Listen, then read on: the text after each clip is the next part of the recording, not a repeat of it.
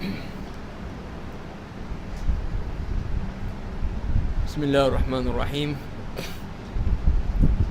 الحمد للہ رب العالمین والصلاة والسلام علی سید المرسلین وعلی آلہ وصحبہ اجمعین۔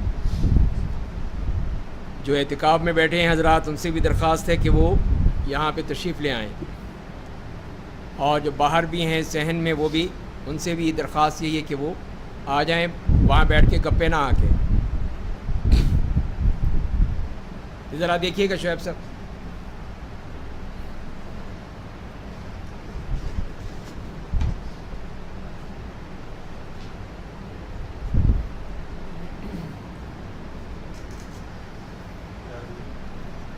آواز کیا آ رہی ہے؟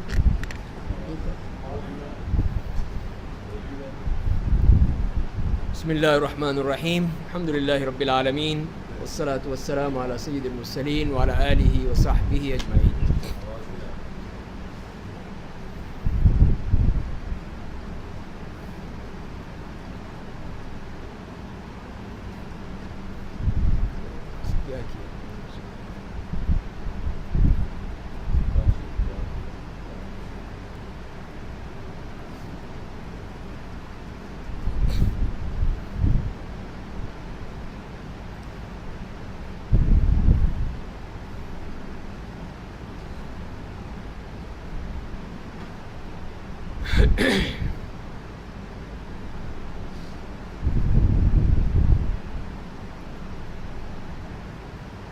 یہاں پہ رہا کرو نا بھائی، کوئی بندہ ہی نہیں ہوتا تھا۔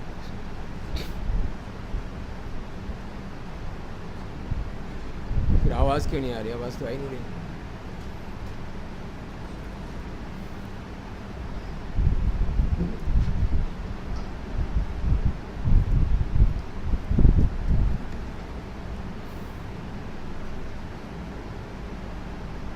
لگائے ہوئے نہیں۔ بسم اللہ الرحمن الرحیم الحمد للہ رب العالمین والصلاة والسلام علی سید المرسلین وعلی آلہ وصحبہ اجمعین۔ آج ہم 22واں پارہ شروع کریں گے، جس میں سورہ احزاب کی آیت نمبر 59 سے سورہ احزاب میں شروع کیا جائے گا۔ سورہ احزاب ہے سورہ سبا، سورہ فاطر، اور اگر ممکن ہوا تو سورہ یاسین۔ اعوذ باللہ من الشیطان الرجیم۔ یا ایہا النبی قل لازواجک وبناتک ونساء المؤمنین یدنین علیہن من جلابیبہن ذلك أدنى أن يعرفن فلا يؤذين وكان الله غفورا رحيما۔ تو یہاں پر وہ آیت بیان کی گئی ہے جس میں اللہ تعالیٰ نے پردے کے احکام دیے ہیں، اور جیسے کہ عہد نبی میں طریقہ کار یہ تھا کہ مسلمان خواتین وہ رات کو جب قضاء حاجت کے لیے نکلتی تھیں تو گھروں میں تو یہ طریقہ نہیں تھا، گھروں میں اس قسم کے کوئی انتظامات ہوں، تو اسی لیے پھر وہ قضاء حاجت کے لیے باہر جاتی تھی، باہر ایسے کھلے علاقوں میں وہاں جاتی تھی، اور رات کو تاکہ پردہ بھی رہے۔ تو منافقین کا معاملہ یہ تھا کہ وہ پھر ان پر فکرے کستے تھے اور الٹی سیدھی گفتگو کرتے تھے، اور جب ان سے کہا جاتا تو کہتے تھے کہ ہم تو لونڈیاں سمجھی تھی کہ لونڈیاں ہیں، ایسی وہ خواتین ہیں، اس قسم کی بات کر کے وہ اپنے بہانے بناتے تھے۔ تو اللہ تعالیٰ نے پھر اس کے لیے یہ احکام دے دیے اور بتا دیا کہ اے میرے نبی، آپ اپنی بیویوں سے، اپنی بیٹیوں سے اور مومنوں کی عورتوں سے کہہ دیجیے کہ وہ اپنی چادروں کا ایک حصہ اپنے اوپر لٹکا لیا کریں۔ یہ بات اس کے قریب ہے کہ وہ پہچان لی جائے، انہیں تکلیف نہ پہنچائیں، اور اللہ بڑا مغفرت کرنے والا، بے حد رحم کرنے والا ہے۔ تو معلوم یہی ہوا کہ پھر جو اس قسم کی سب آزاد خواتین تھیں، شریف گھرانوں کی جو خواتین تھیں، ان کے لیے پھر پردے کے احکام آ گئے کہ وہ پردہ کر کے باہر نکلیں گی، اور اسی طرح جو چادر کا ہے، اس طرح خود حضرت ابن عباس رضی اللہ تعالیٰ عنہ نے اسے کر کے دکھایا کہ پوری چادر، بڑی چادر لے کر اپنے اوپر اوڑھ لی، اور جس میں صرف جو ہے اتنی ایک آنکھ کھلی رہے کہ جس سے راستہ دیکھ سکیں۔ تو یہ ہیں وہ جو پردے کے بارے میں بتایا گیا تھا، اور اسی لیے ام سلمہ فرماتی ہیں کہ جب یہ آیت نازل ہوئی تو سب انصار کی خواتین باوقار طور پر اپنی چادریں اوڑھنی شروع کر دیں، چادریں پہننی شروع کر دیں. تو اسی لیے کہ اللہ کا حکم آئے اس کے بعد پھر یہ نہیں ہوتا کہ نہیں اس طرح نہیں، اس طرح کر لو، ابھی نہیں ہو سکتا، بعد میں ہو سکتا، یہ ہے وہ ہے. تو معلوم یہ ہوا کہ اس زمانے کی جو پہچان تھی کہ جو آزاد اور شریف گھرانے کی خواتین تھیں وہ باقاعدہ باپردہ رہتی تھیں، اور جو لونڈیاں ہیں یا جن کی کوئی عزت و احترام نہیں ہے وہ بے پردہ ہوتی تھیں. تو اب آپ اسے سوچ لیجئے کہ پھر اللہ کے یہاں معیار کیا ہے ان خواتین کا، کہ کون سی جو ہے اللہ کے ہاں وہ باعزت ہیں، باوقار ہیں، ان کے لیے اونچا درجہ ہے، اور کون ہے جن کی کوئی قیمت نہیں ہے، جو اپنے آپ کو لوگوں کے سامنے پیش کرتی ہیں کہ لوگ دیکھیں ان کی اور اس سے مزے اٹھائیں، للچائی ہوئی نظروں سے دیکھیں. تو وہ تو ہیں ہی گناہ گار، جسے ہم نے سورہ نور میں پڑھا کہ آنکھوں کی حفاظت کا حکم دیا مردوں کو بھی اور عورتوں کو بھی، لیکن اس کا سبب کون بن رہا ہے؟ سب یہ خواتین بن رہی ہیں جو گھر سے وہ پوری طرح اگر اتوار بازار بھی جانا ہوتا ہے نا تو پورے وہ میک اپ کر کے جاتی ہیں. تو پھر اب بتائیے کہ اصل ذمہ دار کون ہوا؟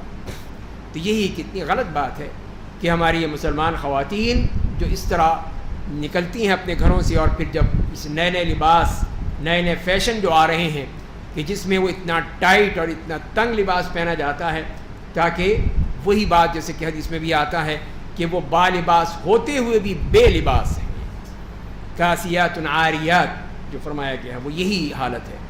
تو لہذا یہ ذمہ داری پھر مردوں پر عائد ہوتی ہے کہ مرد جو ہیں وہ اپنے گھروں میں اس بات کا خیال رکھیں کہ وہاں پر کسی قسم کی کوئی ایسی خواتین کے لباس میں، ان کے پردے میں ایسی بات نہ ہو جس سے اللہ ناراض ہو. پھر اگر آپ نماز کے لیے مسجد بھی آئیں اور اسی صورت میں آئیں تو پھر آپ کی اس نماز کا کیا فائدہ؟ آپ کے روزے کا کیا فائدہ؟ آپ کے اعتکاف کا کیا فائدہ؟ اسی لیے پھر ہماری بہنوں سے بھی یہی درخواست ہے کہ وہ بھی اس بات کا خیال رکھیں کہ یہ اللہ کا حکم ہے، یہ کسی مولوی کا حکم نہیں ہے، یہ اللہ تعالیٰ نے اپنی کتاب میں حکم دیا ہے، سب کے لیے دیا ہے. خود مخصوص نہیں ہے کہ صرف ازواج مطہرات کے لیے حکم تھا جیسے کہ بعض لوگ سمجھتے ہیں کہ انہی کو حکم تھا، ہمیں تو حکم ہے ہی نہیں. مائیں جو ہیں وہ پردہ کر لیں، بیٹیاں جو ہیں وہ ننگی پھریں، یہ کیسے ہو سکتا ہے؟ یہ سوچنے کی بات ہے کہ آدمی اس میں غور کرے کہ اللہ کا حکم کیا ہے اور ہم کیا کر رہے ہیں. اس کے منافقین کے بارے میں فرمایا اگر منافق اور وہ لوگ جن کے دلوں میں کفر کی بیماری ہے اور جو لوگ مدینے میں افواہیں پھیلاتے ہیں اپنی شرارتوں سے باز نہ آئے تو ہم آپ کو ان کے خلاف ابھار دیں گے، مگر پھر وہ آپ کے ساتھ مدینے میں کچھ ہی دنوں رہ پائیں گے، اور اس حال میں کہ ان کے اوپر پھٹکار برسے گی، لعنت برسے گی اللہ کی، جہاں کہیں بھی ہوں گے پکڑ لیے جائیں گے اور بری طرح قتل کیے جائیں گے. تو قرآن کریم میں تو ہم یہی دیکھتے ہیں کہ اللہ تعالیٰ نے منافقین کے لیے اہل نفاق جو کہا ہے، دل کے مریض کہا ہے، ان کے بارے میں انتہائی سخت الفاظ استعمال کیے، اس لیے کہ انتہائی خطرناک ہوتے ہیں کہ جو زبان سے اپنے آپ کو تو مسلمان سمجھتے ہیں اور دل میں ان کے کفر اور نفاق بھرا ہوتا ہے. تو یہ ان کے لیے کتنے سخت الفاظ اللہ تعالیٰ نے استعمال کیے ہیں، اور یہی کہا نبی کریم صلی اللہ علیہ وسلم کو کہ ان کے ساتھ یا ایھا النبی جاہد الکفار والمنافقین واغلظ علیہم ومأواہم جہنم وبئس المصیر، اتنے سخت الفاظ میں ہیں. لیکن آپ نے سزا تو کسی کو نہیں دی. پڑھ لیجئے کہیں سیرت میں کہیں کسی کی گردن کاٹی ہو، کسی کو مارا ہو، کسی کو پیٹا ہو، کسی کو سزا دی ہو. حتیٰ کہ جو ہم نے سورہ نور میں پڑھا قصہ افک میں، وہاں پہ بھی منافقین جو تھے عبداللہ ابن ابی اور اس کی پارٹی ساری جو پروپیگنڈا کر رہی تھی عائشہ کے خلاف اور افواہیں پھیلا رہی تھی، ان کو بھی آپ نے سزا نہیں دی. تو اس کا جو بات سمجھ میں آتی ہے، میری سمجھ ہے، بہرحال اور بھی ہو سکتی ہے اس کی تعویل، کہ یہ دنیاوی سزا یہ آخرت کی سزا کا کفارہ بن جاتی ہے، کہ جس کو بھی دنیا میں سزا مل جائے اس کو آخرت میں نہیں ملتی. تو اس طرح منافقین کے لیے اگر یہاں سزا دی جاتی تو یہ تو بہت ہی سستا سودا تھا کہ ان کو یہاں پہ سزا دے دی جاتی اور آخرت میں چھوٹ جاتے وہ. تو اسی لیے اللہ تعالیٰ نے ان کے لیے آخرت میں سزا رکھی ہے، دنیا میں ان کے لیے کوئی سزا نہیں دی کہ ان کو مؤخر کر دیا ہے وہاں کے لیے، کہ اس لیے کہ ان کا جرم اتنا بڑا ہے کہ اتنی بڑی ان کی یہ حرکات ہیں، ان کے کرتوت ہیں کہ دنیا کی سزا اس کا مداوع ہو ہی نہیں سکتی. تو لہذا ان کو جو فی الدرک الاسفل من النار کہا ہے دنیا جہنم کے سب سے نچلے گڑھے میں، وہ اسی لیے کہ وہاں پہ اللہ تعالیٰ ان کو سزا دے گا، ان منافقین کو، کہ جو دنیا میں رہتے ہوئے بھی اس طرح کی حرکتیں کرتے ہیں، کبھی اللہ اور اس کے رسول کے احکام کے مطابق نہیں چلے ہیں۔ تو فرمائیں کہ جو لوگ پہلے گزر چکے ہیں ان کے بارے میں اللہ کی یہی سنت رہی، یہی طریقہ رہا۔ آپ اللہ کی سنت میں ہرگز کوئی تبدیلی نہیں پائیں گے۔ یہ اللہ کا طریقہ ہے کہ وہ اس طرح سخت سزا دیتا ہے، ایسے لوگوں سے انتقام لیتا ہے جو اللہ اور اس کے رسول کے منکر اور اس قسم کی حرکتیں کرنے والے ہیں۔ آیت نمبر 63 میں قیامت کے حوالے سے فرمایا کہ لوگ آپ سے قیامت کے بارے میں پوچھتے ہیں کہ کب آئے گی، بتائیے، تو آپ کہہ دیجیے کہ اس کا علم صرف اللہ کو ہے، اور آپ کو کیا معلوم کہ قیامت شاید قریب آ چکی ہو، قریب آنے والی ہو۔ تو ظاہر ہے کہ قریب آنے کا مطلب یہی کہ اس کی نشانیاں تو آنی شروع ہو گئی ہیں، اور سب سے بڑی نشانی قیامت کی خود نبی کریم صلی اللہ علیہ وسلم کی آمد ہے۔ آپ سب سے بڑی نشانی ہے قیامت کی، اس لیے کہ آپ کے بعد تو کوئی نبی نہیں آئے گا، اور آپ نے ہی فرمایا کہ انا والساعۃ کہاتین، کہ قیامت اور میں اس طرح ہوں جیسے 2 انگلیاں ہیں، ان کے درمیان کوئی چیز نہیں ہے۔ اسی طرح میرے بعد اب کوئی نبی نہیں، کوئی رسول نہیں، اب قیامت آئے گی۔ تو آپ سب سے بڑی علامت آپ خود ہیں کہ آپ کا آنا، پھر دنیا سے چلے جانا، اب اس کے بعد پھر قیامت ہی آئے گی۔ تو لہذا اس طرح قریب آ چکی ہے جو فرمایا ہے۔ بے شک اللہ نے کافروں پر لعنت بھیج دی ہے، ان کے لیے جہنم کی بھڑکتی ہوئی آگ تیار کر رکھی ہے، اس میں ہمیشہ رہیں گے، اپنا کوئی دوست اور مددگار نہیں پائیں گے، ان کے لیے وہاں پہ اللہ تعالیٰ کی سزا بہت سخت ہے۔ اور فرمایا کہ وہاں پہ کس طرح ہوگا، آیت نمبر 66 میں دیکھیے کہ جس دن ان کے چہرے آگ میں پلٹے جائیں گے، آگ میں ان کو الٹ پلٹ کیا جائے گا، جیسے کہ آپ کباب تلتے ہیں توے کے اوپر الٹ پلٹ کرتے ہیں، اسی طرح وہ آگ میں ان کو اس طرح تپایا جائے گا اور اس طرح ان کو الٹ پلٹ کیا جائے گا۔ اور وہ پھر وہ وہاں پہ کہیں گے، وہاں ان کی تمنائیں دیکھیے، حسرتیں دیکھیے، اے کاش ہم نے اللہ کی اطاعت کی ہوتی، رسول کی بات مانی ہوتی۔ دنیا میں تو مانی نہیں، دنیا میں تو سنا ہی نہیں کبھی بھی کہ اللہ نے کیا کہا، اللہ کے رسول نے کیا کہا۔ ہم تو صرف اپنی پہ لگے رہے، نہیں ہماری مرضی یہ ہے، میری خواہش یہ ہے تو میں وہ کروں گا، اور وہاں جا کر پھر یاد آئے گا کہ اے اللہ تعالیٰ نے کیا کہا تھا، اللہ کے رسول نے کیا کہا تھا۔ تو اسی لیے فرمایا کہ یہ ان کی یہ تمنا ہوگی، اور وہ یہ کیا کہیں گے، اے ہمارے رب، ہم نے اپنے سرداروں اور اپنے بڑوں کی پیروی کی تو انہوں نے ہمیں گمگشتہ راہ کر دیا، کہ سارا مسئلہ تو ان کا ہے، ہمارے لیڈروں کا ہے، ہمارے یہ بڑے بڑے چودھری جو تھے، بڑے ایم این ایز اور ایم پی ایز تھے، جن کے پیچھے ہم بھاگتے رہے، زندہ باد زندہ باد کرتے رہے، مرد آباد کرتے رہے، یہ ہیں اصل، انہوں نے ہمیں برباد کیا، تباہ کیا ہمیں۔ تو اے اللہ ان کو دوہرا عذاب دے، اے ہمارے رب تو انہیں دگنا عذاب دے، ان پر بڑی لعنت بھیج دے۔ تو یہاں تو نہیں بتایا، لیکن وہاں دوسری بھی آیات میں یہ بتایا گیا کہ پھر وہ یہ کہیں گے کہ ہم کیا کرتے، ہم کون سے سیدھی راہ پر تھے، ہم جیسے الٹی راہ پہ تھے، تمہیں بھی اس پہ ڈال دیا ہم نے۔ تو یہ سارے جو اب بڑے لیڈر بنے پھرتے ہیں، فن خواہ بنے پھرتے ہیں، وہاں پہ کوئی جواب نہیں ہوگا۔ اللہ تعالیٰ فرمائے کہ سبھی، اب کوئی نہیں ہے، کوئی کسی کو اکیرا ہو، کسی کو دورہ ہو، سارے ہی مارے جائیں گے، سب کا عذاب ڈبل ہوگا۔ فرمائے کہ یا ایھا الذین آمنوا لا تکونوا کالذین آذوا موسیٰ فبرأہ اللہ مما قالوا، اے ایمان والو تم ان کی طرح مت ہو جاؤ۔ ان کو، ایمان والوں کو اس بات کی تکلیف دی کہ تم دیکھو اس طرح نبی کریم صلی اللہ علیہ وسلم کو تکلیف مت دینا، مت اذیت دینا، جیسے کہ بنی اسرائیل نے حضرت موسیٰ علیہ السلام کو اذیت دی تھی، ان کو تنگ کیا تھا۔ تو اللہ نے لوگوں کی کہی بات سے ان کی برات ظاہر کر دی۔ وہ اللہ کے نزدیک بڑے اونچے مقام والے تھے، اور اس کے پس منظر میں جیسے کہ مفسرین نے لکھا ہے کہ حضرت موسیٰ علیہ السلام انتہائی شرمیلے تھے، اور بنی اسرائیل والے بڑے بے شرم تھے۔ وہ نہانا ہو تو ننگے نہاتے تھے، کوئی پردہ نہیں، کوئی قسم کی شرم و حیا نہیں۔ لیکن حضرت موسیٰ علیہ السلام اس طرح نہیں کرتے، نہانا ہوا تو باقاعدہ باپردہ ہو کے نہایا کرتے تھے۔ تو لوگوں نے کہا کہ ضرور کوئی بیماری ہے، اس کو کوئی بیماری ہے جو ہم سے چھپاتا ہے یہ، اور ہمارے سامنے نہیں نہاتا، تو ضرور کوئی وجہ ہے۔ تو اسی لیے خواہ کہ وہ افواہیں جیسے طریقہ ہوتا ہے لوگوں کا، تو اسی لیے ایک دن وہ نہانے گئے تو اپنے کپڑے جب انہوں نے ایک پتھر پر رکھے تو پتھر ان کے کپڑے لے کر بھاگ گیا اللہ کے حکم سے۔ اور موسیٰ علیہ السلام جب نکلے دیکھا پتھر ہی غائب، پیچھے بھاگے، اس کے پکڑے، اس کو پکڑے، وہ پتھر کپڑے دے دے گا، یا حجر حجر ثوبی یا حجر ثوبی یا حجر، کرتے وہ بھاگے پیچھے اس کے. اب لوگوں نے دیکھ لیا تو کچھ بھی نہیں ہے, سب سے صاف ستھرے صحیح جسم ہے. یہ تھا کہ ان کی ساری کوئی نہ برس کی بیماری ہے, نہ کوئی دوسرا کوئی عیب ہے, کوئی مسئلہ نہیں ہے.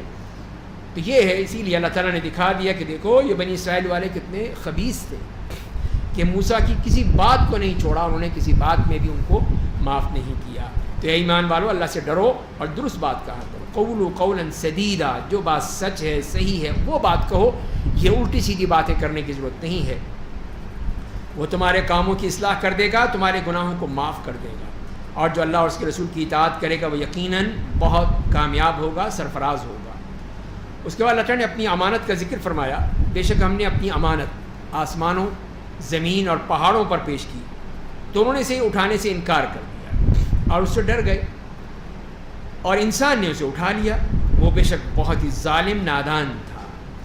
تو یہاں پر یہ بتایا کہ یہ اللہ کی امانت جو اللہ کی طرف سے دی گئی تھی, اور وہ یہی دین متین کی امانت تھی, اس کے احکام تھے, انہی کا معاملہ تھا کہ جب ان سے کہا گیا ان جمادات سے, آسمان اور زمین اور پہاڑوں, تو انہوں نے کہا کہ نہیں ہم نہیں اٹھا سکتے, ہمارے لیے بڑا مشکل ہے, ہم اسے اٹھانے کے قابل نہیں ہیں.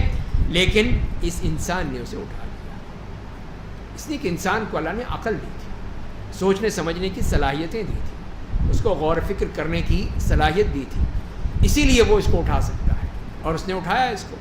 اللہ نے انبیاء بھیجے, رسول بھیجے, وہ سب انسانوں میں سے تھے, کسی اور میں نہیں تھے. تو یہی چیز ہے کہ وہ تیار ہو گئے. لیکن معاملہ یہ ہے کہ بڑا ظالم اور نادان تھا کہ بعض دفعہ وہ غلطیاں کر جاتا ہے, بہت بڑی غلطیاں کرتا ہے, ظلم و ستم کرتا ہے, بے وقوفی اور نادانی کا عمل کرتا ہے. تو اس کا معاملہ کیا ہوتا ہے, پھر انہی میں سے پھر ایسے منافقین اور منافقات اور کافرین اور کافرات اور مشرکین اور مشرکات نکلتے ہیں. تو اسی لیے فرمایا کہ لیعذب اللہ المنافقین والمنافقات, تاکہ اللہ منافق مردوں اور منافق عورتوں اور مشرک مردوں اور مشرک عورتوں کو عذاب دے, جو کہ انسان ہوتے ہوئے بھی اس امانت کو اٹھانے کے قابل نہیں رہے. انہیں امانت نہیں اٹھائی بلکہ خیانت کی اس امانت میں, اور شرک میں مبتلا ہو گئے, نفاق میں مبتلا ہو گئے. اور اس کے مقابلے میں اللہ کے نیک بندے, ان کے بارے میں فرمایا تھا کہ اللہ مومن مردوں اور مومن عورتوں کی مغفرت فرما دے. اللہ بڑا مغفرت کرنے والا, بے حد رحم کرنے والا ہے. تو اللہ تعالیٰ ان کی مغفرت فرمائے گا. تو یہ ہے جو امانت کو صحیح معنی میں پہنچائیں گے, جو اللہ نے امانت دی ہے اس میں یہ مومن بندے, مومن مرد ہوں یا عورت, وہ اللہ کی امانت کو صحیح معنی میں پہنچا سکتے ہیں. اگلی صورت جو ہے سورہ سبا ہے, مکی صورت ہے, جس میں 54 آیات ہیں. بسم اللہ الرحمن الرحیم. الحمد للہ الذی لہ ما فی السماوات وما فی الارض وَلَهُ الْحَمْدُ فِي الْآخِرَةِ وَهُوَ الْحَكِيمُ الْخَبِيرُ. فرمایا کہ تمام تعریفیں اس اللہ کے لیے ہیں جو آسمان اور زمین کی ہر چیز کا مالک ہے, اور آخرت میں بھی تمام تعریفیں اسی کے لیے ہوں گی, اور وہ بڑی حکمت والا, ہر چیز کی خبر رکھنے والا ہے. تو یہ اللہ تعالیٰ نے اپنی تعریف بیان کر دی, اور اس کے بارے میں فرما دیا مزید کہ وہ ہر اس چیز کو جانتا ہے جو زمین میں داخل ہوتی ہے اور جو اس سے نکلتی ہے, اور جو آسمان سے اترتی ہے, جو اس میں چڑھتی ہے. تو یہ سب اللہ کے علم سے ہے, اس نے سب کچھ لکھ دیا ہے, تو اسی کے مطابق ہر چیز جا رہی ہے یا آ رہی ہے, اور وہ بہت بے حد مہربان, بڑا معاف کرنے والا ہے. اور اہل کفر کہتے ہیں کہ ہم پر قیامت نہیں آئے گی, مانتے ہی نہیں ہیں, اس لیے کو تو سمجھتے ہیں کہ موت آئے گی سب کچھ ختم ہو جائے گا, قبر میں ہم سب مٹی بن جائیں گے, تو لہذا یہ موت قیامت تو آئے گی نہیں. تو فرمایا کہ آپ کہہ دیجئے کہ ہاں میرے رب کی قسم جو غیب کی باتیں جانتا ہے وہ یقیناً تم پر آ کر رہے گی. یہ ہو نہیں سکتا کہ قیامت نہ آئے, قیامت یقیناً آئے گی. اس سے ایک ذرے کے برابر بھی کوئی چیز آسمان اور زمین میں چھپی ہوئی نہیں ہے, وہ یقیناً تم پر آ کر رہے گی. بڑی ہر چیز, ہر بات, جو بھی اس سے ایک ذرہ برابر بھی کوئی چیز آسمان اور زمین میں چھپی ہوئی نہیں ہے, نہ اس سے چھوٹی نہ اس سے بڑی, ہر چیز ہر بات ایک روشن کتاب میں لکھی ہوئی ہے. تو یہ اللہ تعالیٰ نے بتا دیا, اس کا علم بہت وسیع ہے. تو اس لوح محفوظ میں ہر چیز لکھی ہوئی, ہر انسان کے بارے میں, ہر حیوان کے بارے میں, ہر چیز کے بارے میں لکھا ہوا ہے. تو کیا قیامت کے بارے میں نہیں لکھا ہوگا؟ تو قیامت کے بارے میں اللہ نے لکھ دیا ہے, تو وہ بھی آ کر رہے گی. تم چاہے کتنے ہی شور مچاتے رہو, چیختے رہو, چلاتے رہو, یہ قیامت ضرور آئے گی. اور قیامت اس لیے بھی آئے گی, اس لیے کہ اللہ تعالیٰ کا ایک قانون ہے اس میں. وہ اسی لیے تاکہ جسے فرمایا رب العالمین ان لوگوں کو اچھا بدلہ دے جو ایمان لائے اور نیک عمل کرتے رہے. اب کتنے ہی لوگ ہیں کہ وہ انتہائی نیک تھے لیکن انتہائی غریب بھی تھے، غربت میں، فقر و فاقہ میں، مسکینی میں انہوں نے زندگی گزاری. اب اللہ تعالیٰ ان کو دے گا نا اس کا بدلہ. یہاں تو نہیں ملا کچھ بھی لیکن وہاں انشاءاللہ ان کو اس سے بھی بڑھ کر ملے گا، بہت کچھ ملے گا اس کا انہیں. اور اس کے علاوہ جو اس کے مخالف ہیں ان کے لیے بھی ہے کہ دنیا میں تو سزا ملی نہیں ان کو، وہاں ملے گی پھر ان کو سزا ملے گی. اسی طرح ایک ظالم ہے فرعون اور قارون جیسے ظالم، اور اس طرح کے دنیا میں آج بھی موجود ہیں، تو ان کا بھی تو معاملہ ہوگا، ان کو بھی تو سزا ملنی ہے. دنیا میں تو نہیں ملی، وہاں ملے گی پھر. تو اسی لیے پھر قیامت تو آئے گی، لازمی آئے گی، اس لیے کہ اس کے ذریعے سے پھر یہ جزا اور سزا کا معاملہ طے ہوگا. ظالموں کو سزا ملنی ہے اور جو مظلوم ہیں ان کو اس کا مداوع ملنا ہے. تو یہ سب کچھ ہوگا، اسی لیے پھر یہ ہو نہیں سکتا کہ قیامت نہ آئے. تو یہی لوگ آخرت میں اپنے رب کی مغفرت اور بہترین روزی سے نوازے جائیں گے. اور جو لوگ ہماری آیات کے خلاف الزام میں کوشش کرتے رہے کہ وہ ہمیں عاجز بنا دیں گے، کہ وہ نکل بھاگ سکتے ہیں، فرمایا کہ نہیں، وہ عاجز نہیں ہو سکتے، نہ کر سکتے ہیں. ان کو بڑا دردناک عذاب دیا جائے گا. اور جو لوگ اہل علم ہیں، آیت نمبر 6 میں فرمایا، وہ خوب جانتے ہیں کہ آپ پر آپ کے رب کی جانب سے جو قرآن نازل ہوا ہے وہ برحق ہے، اس اللہ کی طرف رہنمائی کرتا ہے جو بڑا زبردست اور بڑی تعریفوں والا ہے. تو پہلی بات تو یہ ہے کہ یہ علم والوں کی تعریف فرما دی، اور خاص طور پہ اہل کتاب میں جو علماء تھے جنہوں نے قرآن سنا تو ایمان لے آئے، اللہ پر ایمان لے آئے، اللہ کے رسول پر ایمان لے آئے. تو یہ ان کا معاملہ فوراً اللہ تعالیٰ کی طرف سے ہو گیا. تو فرمائیں کہ تو اللہ ان کی پھر رہنمائی کرتا ہے جو بڑی زبردست تعریفوں والا ہے. اور اہل کفر کہتے ہیں کیا ہم تمہیں ایک ایسا آدمی بتائیں جو تم کو بتائے گا، تم سے یہ کہے گا کہ جب تم مر جاؤ گے، ٹکڑے ٹکڑے ہو جاؤ گے تو تمہیں نئی زندگی ملے گی. تو یہ مذاق اڑاتے تھے یہ کافر کہ یہ دیکھو یہ شخص کیا کہتا ہے، یہ کہ تم مرنے کے بعد جب زمین میں کچھ ہوگا نہیں باقی، ساری زمین تمہارے جسم کو کھا جائے گی، ہڈی پسلی سب برابر ہو جائے گی، پھر دوبارہ زندہ ہو جاؤ گے. تو ایک طرح سے وہ مذاق اڑا رہے ہیں. تو فرمائیں کیا وہ اللہ پر افطرا پردازی کرتا ہے یا اسے جنون لاحق ہو گیا ہے؟ بلکہ جو لوگ آخرت پر ایمان نہیں رکھتے وہ اس دن عذاب میں ہوں گے اور آج شدید گمراہی میں پڑے ہیں. تو یہ بات اس لیے نہیں ہے کہ وہ بات سمجھتے نہیں، بات یہ ہے کہ وہ گمراہ جب ہو چکے ہیں تو اللہ تعالیٰ نے گمراہی ان کے اوپر تھوپ دی ہے، اب ان کو ہدایت نہیں ملے گی، اب وہ عذاب ہی میں رہیں گے اور عذاب میں بھگتیں گے. کیا وہ لوگ اپنے آگے اور اپنے پیچھے پھیلے ہوئے آسمان اور زمین کو نہیں دیکھتے؟ اگر ہم چاہیں تو انہیں زمین میں دھسا دیں یا آسمان کے کچھ ٹکڑے ان پر گرا دیں، بے شک اس بات میں نشانی ہے ہر اس بندے کے لیے جو اللہ کی طرف رجوع کرتا ہے. تو یہ فرمایا کہ اللہ تعالیٰ کے ہاتھ میں تو سب کچھ ہے، وہ جو چاہے کر دے. قیامت تو بہت دور کی بات ہے، ابھی تو وقت ہے اس میں، لیکن اس سے پہلے زمین میں ان کو دھسا سکتا ہے، آسمان ان پر گرا سکتا ہے، ان کو تباہ کر سکتا ہے، جیسے چاہے وہ کر دے. وہ کچھ نہیں کر سکتے. پھر انہی نشانیوں میں اللہ تعالیٰ نے پھر انبیاء کرام کے ساتھ جو نشانیاں تھیں وہ بیان کی، اور اس میں حضرت داؤد علیہ السلام کا تذکرہ فرمایا کہ ہم نے داؤد کو اپنے فضل خاص سے نوازا تھا. ہم نے حکم دیا تھا کہ اے پہاڑوں ان کے ساتھ تم بھی تسبیح کرو، اور پرندوں کو بھی یہی حکم دیا تھا. اس طرح جب وہ حضرت داؤد علیہ السلام زبور کی تلاوت کیا کرتے تھے، اپنی کتاب کی پڑھا کرتے تھے، تو ان کے ساتھ پہاڑ بھی پوری آواز سے گونجتے تھے، پرندے بھی ان کے ساتھ پڑھتے تھے. تو سب ان کی آواز میں آواز ملا کے پورا کیا منظر ہوتا ہوگا کہ سارے سب جو ہیں وہ اس تسبیحات میں اور ان آیات کو پڑھ رہے ہیں جو زبور میں تھی.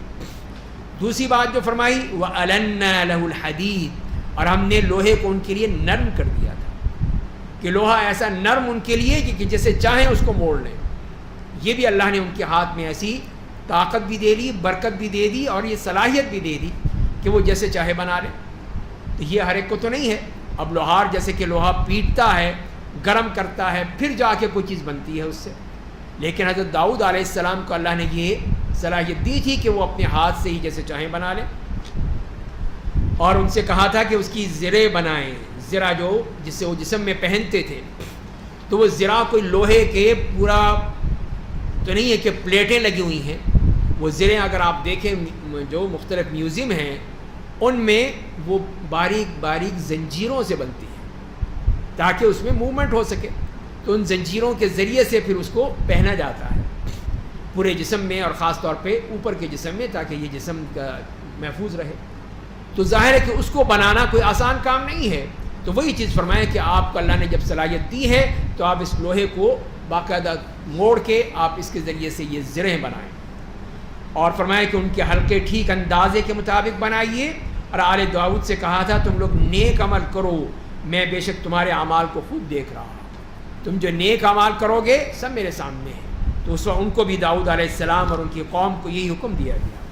اس کے بعد حضرت سلیمان علیہ السلام کا تذکرہ فرمایا کہ ہم نے سلیمان کے لیے ہوا کو مسخر کر دیا تھا، ہوا ان کے لیے مسخر تھی، تو وہ کیا کرتے تھے، وہ صبح کے وقت 1 ماہ کی مسافت اور شام کے وقت 1 ماہ کی مسافت طے کر لیتے، تو ان کا جو لکڑی کا بنا ہوا سفینہ تھا وہ ہوا میں اڑتا تھا۔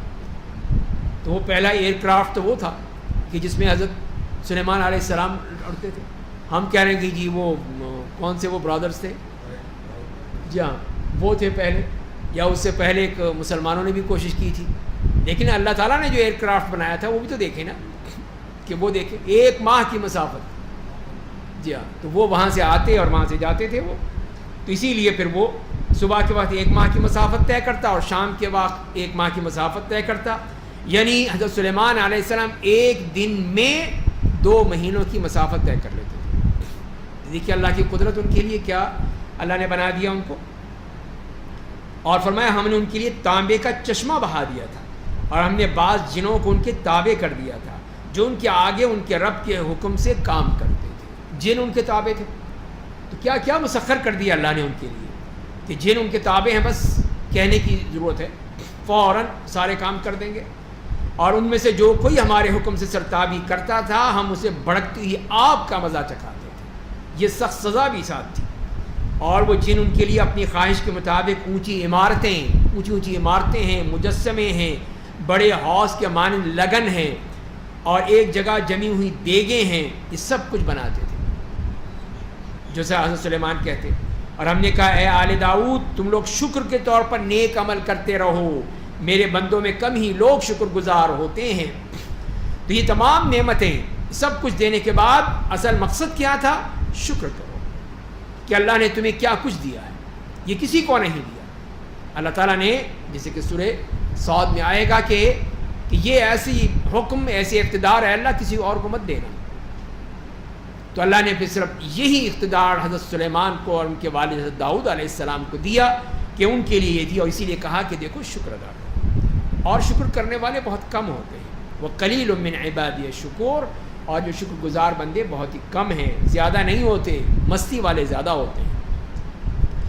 اور پھر ان کا واقعہ بتا دیا جنوں کے حوالے سے کہ پس جب ہم نے ان کی موت کا حکم دے دیا تو ان کی موت کی خبر جنوں کو زمین کے کیڑوں کے سوا کسی نے نہیں دی جو ان کی لاٹھی کو کھاتے رہے تھے۔ پس جب وہ گر پڑے تب جنوں کو یقین ہو گیا اگر وہ غیب کا علم رکھتے تو رسوا کن عذاب میں مبتلا نہ رہتے۔ تو یہاں پر یہ بتا دیا گیا سلیمان علیہ السلام کو جب موت کی وقت آ چکا تھا تو انہوں نے رب سے دعا کی تھی کہ اے میرے رب جنوں کو نہ پتہ چلے، ان کو پتہ چل گیا کہ میں مر گیا ہوں تو یہ کام ہی چھوڑ دیں گے، سب بھاگ جائیں گے، وہ بھی ہماری طرح ہی ہوں گے نا، کہ دیکھ رہے ہیں کہ ہاں جی باس بیٹھا ہے تو کام کریں گے، باس نہیں ہے تو نکل گئے چھٹی۔ تو یہی ان کا معاملہ تھا جنوں کا۔ تو اسی لیے حضرت سلیمان علیہ السلام نے کہا کہ اے اللہ یہ ان کو نہ پتہ چلے میں، تو وہ اپنی لاٹھی پر ٹیک لگائے کھڑے رہے، اور وہ مر چکے تھے موت کی حالت میں، اللہ تعالیٰ نے ان کو ویسے ہی رکھا۔ اب وہ دیمک کا کیڑا آ گیا، اس نے ان کی لاٹھی کو کھانا شروع کر دیا، کھاتا گیا یہاں تک کہ وہ لاٹھی ان کا بوجھ برداشت نہیں کر سکی، دڑام سے نیچے گر گئی۔ اب پتہ چلا ان کو کہ یہ تو مر چکے ہیں، کب کے مرے ہوئے تھے، لیکن وہ کام میں لگے ہوئے تھے۔ اسی لیے وہ کہہ رہے ہیں کہ اگر ہمیں پتہ چلتا، ہمیں غیب کا علم ہوتا تو ہم اس مصیبت میں نہ لگے رہتے جس میں سلیمان نے ڈال رکھا تھا ہمیں، ہم کب کے بھاگ چکے ہوتے وہاں سے۔ لیکن اب کھڑے تھے، اسی کے سلیمان علیہ السلام کھڑے ہیں، اسی لیے وہ بھی کام کر رہے تھے، لیکن وہ دیمک نے آ کے جو ہے وہ مسئلہ بالکل ہی آشکارا کر دیا، پول کھول دیا کہ وہ تو مر چکے ہیں۔ تو اس طرح پھر جنوں کو معلوم ہوا کہ اس کا مطلب یہ کہ جنوں کو بھی غیب کا علم نہیں ہوتا، یہ جو کاہن بیٹھے ہوئے ہیں، نجومی بیٹھے ہوئے ہیں آپ کو بتانے کے لیے آپ کے قسمت کا ستارہ کہاں پہ ہے، آپ کے مقدر کا ستارہ کہاں چمک رہا ہے، کہیں کچھ کے عاشق آپ کے قدموں میں، اس قسم کی جو بکواس کرتے ہیں باتیں، آپ کے اخبارات بھرے پڑے ہیں، دیکھ لیجئے ان میں سب کیا ہے، سب جو شیطانی چکر ہیں شیطان کے. ان نہ جنوں کو کچھ پتہ ہے نہ انسانوں کو پتہ. یہ وہ شیاطین الجن والانس ہیں، جنوں والے اور یہ انسانوں کے شیاطین، یہ ہیں وہ لوگ جو یہ اخباروں میں اشتہار دیتے ہیں کہ آپ کی ہر چیز جو ہے ہم بس منٹوں میں پوری، اس لیے کہ وہ ہمارے قبضے میں ہے، اس کے ذریعے سے ہم کروا دیں گے آپ کا کام، ابھی ہو جائے گا جو چاہیں آپ، عاشق آپ کے قدموں میں. تو یہ تمام جو ہے یہ چیز فرمایا کہ تو غیب کا علم جانتے ہی نہیں ہیں، وہ کچھ تو جانتے ہی نہیں ہیں، ان کو کچھ پتہ ہی نہیں ہے، وہ کیسے کریں گے؟ تو لہذا پھر ان کی باتیں مت آؤ، اللہ نے جو حکم دیا ہے اس کو کرو. اس کے بعد پھر اللہ تعالیٰ نے ایک اور شکر کے حوالے سے ایک اور مثال دی. لقد كان لسبأ في مسكنهم آية، یقیناً سبا والوں کے لیے ان کے مقام رہائش میں نشانی تھی. یعنی دائیں اور بائیں دو باغ تھے. ہم نے ان سے کہا کہ تم اپنے رب کی دی ہوئی روزی کھاؤ اور اس کا شکر ادا کرو، پاکیزہ شہر ہے اور گناہوں کو معاف کرنے والا رب ہے. تو اللہ تعالیٰ نے پھر ان کو یہ سبا، یہ شخص تھا سبا بن یشجب بن یعرب، یہ اس کی اولاد تھی. تو یہ علاقہ تھا معرب، وہیں پہ انہوں نے ڈیم بنایا تھا جو سد معرب کہلاتا تھا، معرب ڈیم. اور وہاں پہ وہ پانی جمع کر کے پھر انہوں نے پورے اپنے علاقے کو سیراب کرتے تھے. تو اسی لیے اللہ تعالیٰ نے فرمایا کہ ان کے دونوں طرف دائیں بائیں گھنے درخت تھے، بے شمار بہترین پھل. جیسے کہ کہتے ہی ہیں کہ کوئی اگر اپنے سر پہ ٹوکرا رکھ کے گزر جائے صرف نیچے سے تو پھلوں سے بھر جائے، اتنے پھل تھے. اللہ نے کتنی نعمتیں دی تھیں ان کو. تو یہی فرمایا کہ اسی لیے کہ تم اپنے رب کی دی ہوئی روزی کھاؤ اور شکر ادا کرو کہ اللہ کی کتنی نعمتیں ہیں تمہارے لیے. لیکن اللہ تعالیٰ پھر ناشکروں کو معاف نہیں کرتا. ان لوگوں نے کیا کیا؟ انہوں نے اپنے رب کے حکم سے منہ موڑ لیا، مانے ہی نہیں. انبیاء کرام آئے ان کے پاس ان کو بتانے کے لیے، سمجھانے کے لیے، اللہ کا کی ہدایت دینے کے لیے. تو ہم نے ان پر ایک سخت امنڈتا ہوا سیلاب بھیج دیا. ان کے دونوں باغوں کو بدمزہ پھل، جھاؤ اور کچھ بیری والے دو باغوں میں بدل دیا. سارا باغ تباہ، سب کچھ ختم. ایسا سیلاب آیا کہ وہ ڈیم تباہ ہو گئے. بعض نے کہا کہ وہ چوہے جس میں سے کھا گئے، اس سے وہ ڈیم تباہ ہو گئے اور پانی سارا ان کے باغوں کو لے کے بہا کے لے گیا. وہاں پہ کچھ نہیں رہا، سب کچھ ختم. کیوں؟ صرف یہ کہ شکر ادا، اللہ کا شکر ادا نہیں کیا تھا. کہ اللہ کا شکر ادا کرنے کا مقصد یہ نہیں ہے کہ صرف زبان سے کہتے رہیں، بلکہ اس کے ساتھ ساتھ اس کے حکم کو مانیں، اس کے حکم کو مانیں، اس کی تعلیمات کو مانیں، اس کے رسول کو مانیں، تو پھر صحیح معنی میں شکر ادا ہوگا. اسی لیے فرمایا کہ ذَلِكَ جَزَيْنَاهُمْ بِمَا كَفَرُوا، اور ہم نے انہیں یہ بدلہ ان کے کفر کی وجہ سے دیا تھا. اور ہم صرف ناشکروں کو ہی ایسا بدلہ دیتے ہیں کہ ان سے نعمتیں چھین لیتے ہیں، وہ نعمتیں باقی نہیں رہتی. اور دوسری نعمت کیا تھی؟ وَجَعَلْنَا بَيْنَهُمْ وَبَيْنَ الْقُرَى الَّتِي بَارَكْنَا فِيهَا قُرًى ظَاهِرَةً، اور ہم نے ان کے درمیان اور ان بستیوں کے درمیان جن میں ہم نے برکت ڈالی تھی، کچھ کھلی بستیاں آباد کر دی تھیں جن کے درمیان ہم نے سفر کی مسافتوں کو ایک خاص اندازے کے مطابق بنایا تھا. اور ان سے کہا تھا کہ ان بستیوں کے درمیان رات دن امن و امان کے ساتھ چلتے پھرتے رہو. ایک تو امن کی نعمت، دوسری یہ فراوانی کہ وہ بستیاں پاس پاس تھیں کہ ان کو کوئی پرابلم ہی نہیں ہوتی تھی. ایک بستی نکلتے کچھ دیر چلتے دوسری بستی آ جاتی. تو لہذا وہ سفر میں یہاں تک کہ بیت المقدس پہنچ جاتے، جیسے فرمایا گیا کہ اس بستی تک، وہاں تک بین القری التی بارکنا فیہا، وہ بابرکت بستیاں بیت المقدس کی. تو یمن سے چل کر وہاں پہ پورا جزیرہ عرب جو ہے وہ کراس کر کے وہاں پہنچتے تھے اور کوئی مشکل نہیں ہوتی. کوئی ہاتھ میں لے جانے کی روٹی کھانا پانی کچھ ضرورت ہی نہیں، سب کچھ مل جائے گا راستے میں سے. تو ان بدبختوں نے کیا کہا؟ تو ان لوگوں نے کہا اے ہمارے رب، ہمارے سفروں کے درمیان دوری بڑھا دے. یہ تو مزہ ہی نہیں آتا. یہاں سے نکلے یہ اس میں پہنچ گئے، یہاں سے نکلے وہاں پہنچ گئے، مزہ کیا آیا؟ کوئی مزہ ہونا چاہیے، کھلا راستہ ہونا چاہیے، کچھ صحرا ہو، کوئی دریا ہو، کچھ جنگل ہو، کچھ وہاں پہ ہم کوئی انٹرٹینمنٹ بھی کریں کچھ. تو انہوں نے اپنے آپ پر ظلم کیا، اللہ کی نعمت کو جھٹلا دیا، ٹھکرا دیا. تو ہم نے انہیں قصہ پارینہ بنا دیا، کہانی قصے میں بنا دیا، اور ان کو بالکل تتر بتر کر دیا، ٹکڑے ٹکڑے کر دیا ان کو۔ بے شک اس میں نشانیاں ہیں ہر اس شخص کے لیے جو اپنے رب کے لیے صبر کرنے والا ہے، اس کا شکر گزار ہے۔ تو یہاں پر بھی وہی شکر کی بات کی، صبر کرتا ہے، شکر کرتا ہے تو اللہ تعالیٰ اس کی نعمتوں کو بڑھاتے ہیں، یہ اللہ کا وعدہ ہے۔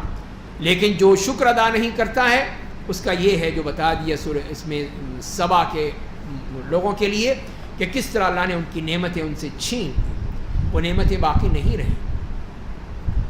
پھر ابلیس کا معاملہ بھی ان کے ساتھ تھا، ابلیس نے ان کے بارے میں اپنا گمان سچ پایا، اس لیے کہ جو وہ چاہتا تھا انہوں نے پوری بات کی، اس کے پیچھے پڑ گئے اور اس کے پیچھے لگ گئے۔ پس مومنوں کی ایک جماعت کے سوا تمام اس کی پیروی کرنے لگے، سب اس کے پیچھے چل پڑے، اور اسے ان لوگوں پر کوئی تسلط حاصل نہیں تھا۔ لیکن ہم نے ہی جاننا چاہا کہ کون آخرت پر ایمان رکھتا ہے اور کون اس کے بارے میں شک میں مبتلا ہے، اور آپ کا رب ہر چیز پر نگراں ہے۔ تو یہ اسی لیے کہ ابلیس کو تو طاقت حاصل نہیں تھی، وہ کیا کر سکتا تھا، لیکن اس نے اللہ تعالیٰ سے کہا تھا مجھے ایک چیز دے دے، کہ مجھے یہ طاقت دے دے کہ میں ان کو بہکا سکوں، ان کے میں سامنے سے آؤں گا، دائیں سے بائیں سے پیچھے سے آ کر ان کو میں ورگلاؤں گا، بہکاؤں گا۔ تو اللہ نے کہا ٹھیک ہے جاؤ، یہ تجھے دے دیتا ہوں بس، لیکن یہ یاد رکھ کہ جو میرے نیک بندے ہیں وہ تیرے ہاتھ نہیں آئیں گے، تو ان کا کچھ نہیں کر سکتا، لیکن جو دوسرے ہیں جو میرے بندے تو ہیں لیکن تیری بات کو مانیں گے، ان کو تو دیکھ لے گا، ان کے لیے جہنم ہے، پھر ہم ان کو دیکھ لیں گے پھر وہ۔ تو یہی ان لوگوں نے کیا، کہ اسی لیے فرمایا کہ یہ اللہ تعالیٰ نے پھر یہ ایک معیار اس لیے بنا دیا ہے کہ اس کے ذریعے سے دیکھا جائے کہ اب کون ہے جو رحمان کی بات مانتا ہے تو اس کے لیے جنت ہے، اور کون ہے جو شیطان کی بات مانتا ہے اس کے لیے جہنم ہے۔ تو یہ اللہ تعالیٰ نے اس لیے رکھا ہے تاکہ ہمیں دیکھ سکے کہ ہم کس کی بات مانتے ہیں۔ تو اے میرے نبی آپ مشرکوں سے کہیے کہ جنہیں تم اللہ کے سوا معبود بنا بیٹھے تھے تو ذرا پکارو تو صحیح، ان کو بلاؤ، تمہاری بات سنتے ہیں کہ نہیں سنتے؟ وہ تو آسمانوں اور زمین میں ایک ذرے برابر بھی چیز کے مالک نہیں ہیں، ان کے ہاتھ میں تو کچھ بھی نہیں ہے، اور تم ان کو سمجھتے ہو کہ یہ غوث اعظم بنے پھرتے ہیں، اور نہ ان دونوں کی تخلیق میں ان کا کوئی حصہ ہے، اور نہ ان لوگوں میں ان کا کوئی مددگار ہے۔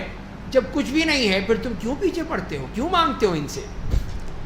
اور نہ اس کے نزدیک سفارش کام آئے گی سوائے اس شخص کے جس کے لیے وہ سفارش کی اجازت دے گا، یہاں تک کہ جب ان کے دلوں سے گھبراہٹ دور ہو جاتی ہے تو آپس میں ایک دوسرے سے پوچھتے ہیں تمہارے رب نے کیا کہا؟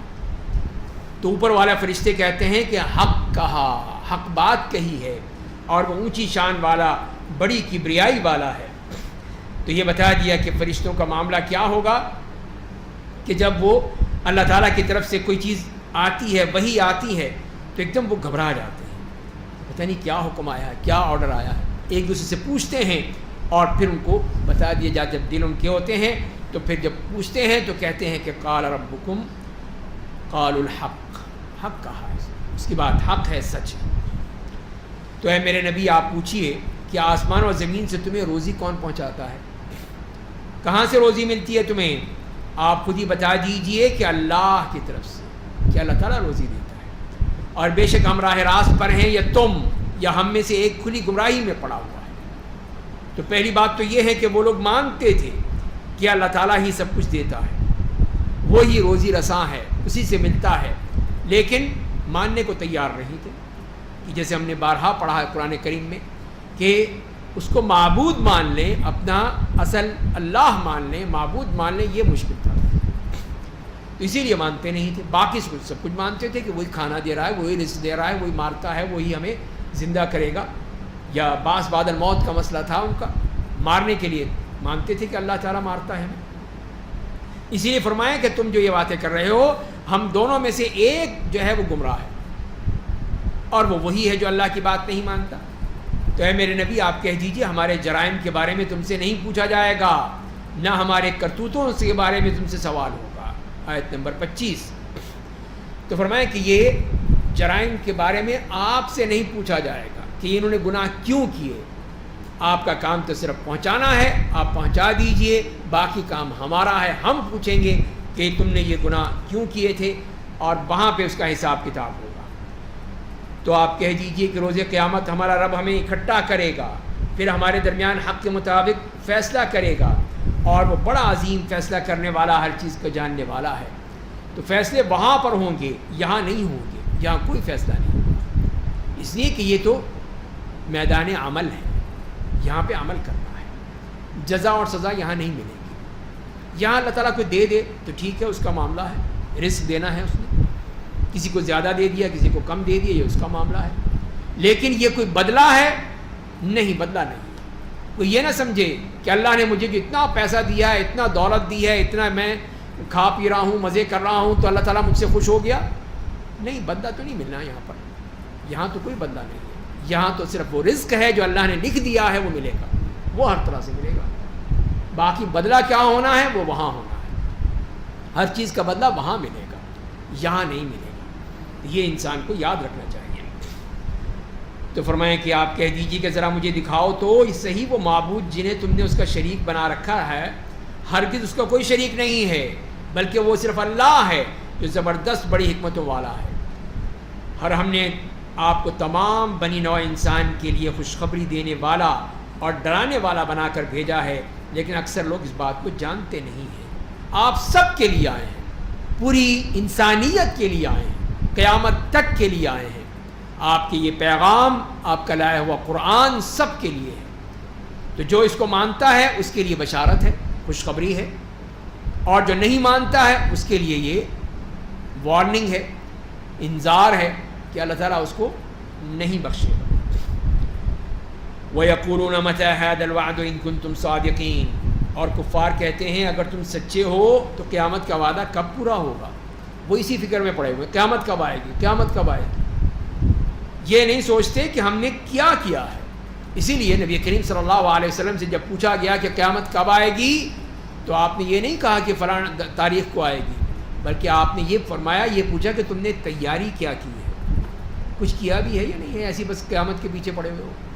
تو وہی ان کا معاملہ ہے کفار کا، وہ کہتے ہیں اگر تم سچے ہو تو بتاؤ، سچے ہوں یا جھوٹے ہوں یہ کوئی معیار ہی نہیں ہے، یہ تو اللہ کا معاملہ ہے۔ اسی لیے فرمایا اگلی آیت میں کہ آپ کہہ دیجئے کہ تمہارے لیے ایک دن مقرر ہے، وہ آئے گا وقت، اس سے تم ایک گھڑی نہ پیچھے ہو سکو گے نہ آگے، کوئی اس میں فرق نہیں پڑے گا۔ جو وقت اللہ نے لکھ دیا ہے کہ فلاں تاریخ کو اتنے وقت پر، اس گھنٹے میں اتنے منٹ پر تم نے مرنا ہے، وہ وقت آ جائے گا۔ یہ اللہ تعالیٰ کا سسٹم ہے، اس کے مطابق تمہیں موت آ جائے گی، بس وہی قیامت ہوگی تمہاری، تو قیامت ہو گئی۔ جو مر گیا اس کی قیامت تو قائم ہو گئی انفرادی طور پر، اجتماعی قیامت وہ ہوگی جو اپنے وقت پر آئے گی آخر میں۔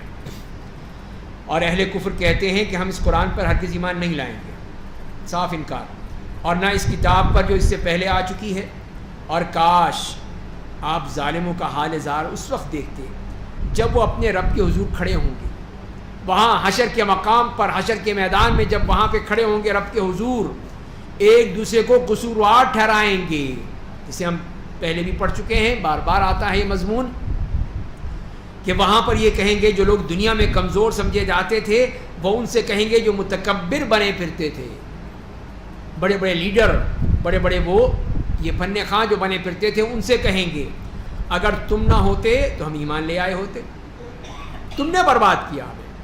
ان کو گالیاں دیں گے، ان کو برا بھلا کہیں گے کہ تمہاری وجہ سے آج ہم جہنم میں جل رہے ہیں، اگر تم نہ ہوتے تو یہ معاملہ نہ ہوتا۔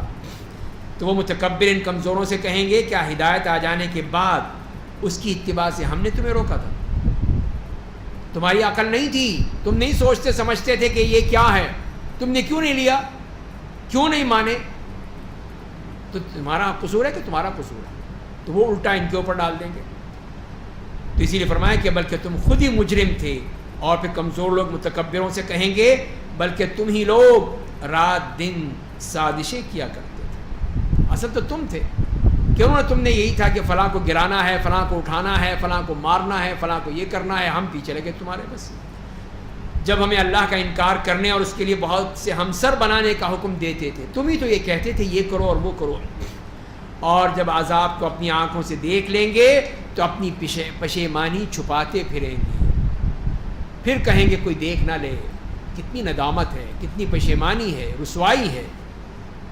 اور ہم کافروں کی گردنوں میں بھاری طوق ڈال دیں گے، اور وہ جو کچھ دنیا میں کرتے رہے تھے اسی کا انہیں بدلہ چکایا جائے گا، تو وہاں وہ ان کا بدلہ ملے گا ان کے سارے اعمال کا۔ اور ہم نے جب بھی کسی بستی میں کوئی ڈرانے والا رسول بھیجا تو اس کے عیش پرستوں نے یہی کہا کہ تم جو پیغام دے کر بھیجے گئے ہم اس کا انکار کرتے ہیں، ہم مانتے نہیں ہیں۔ جیسے ہم نے پچھلی صورتوں میں پڑھا کہ جتنے بھی انبیاء کرام آئے تو نے یہی کہا کہ اچھا تمہیں نبوت دے دی، تم جو ہمارے جیسے بندے، تم نبی بن کے آ گئے، ہم نہیں مانتے تمہیں۔ تو وہی فرمایا اللہ تعالیٰ نے یہاں پر بھی کہ جو بھی آیا تو اس کے جو عیش پرست تھے، مالدار لوگ تھے، پیسے والے تھے، سب سے پہلے منکر وہی ہوتے ہیں، اس لیے کہ ان کو گھمنڈ ہوتا ہے اپنے پیسے پر، اپنی دولت پہ، جس کو چاہیں خرید لیں گے، جس کو چاہیں وہ بیچ دیں گے۔ تو اسی لیے انہوں نے صاف کہہ دیا کہ ہم نہیں مانتے، اور انہوں نے کہا کہ ہم تم سے زیادہ مال اور اولاد رکھتے ہیں۔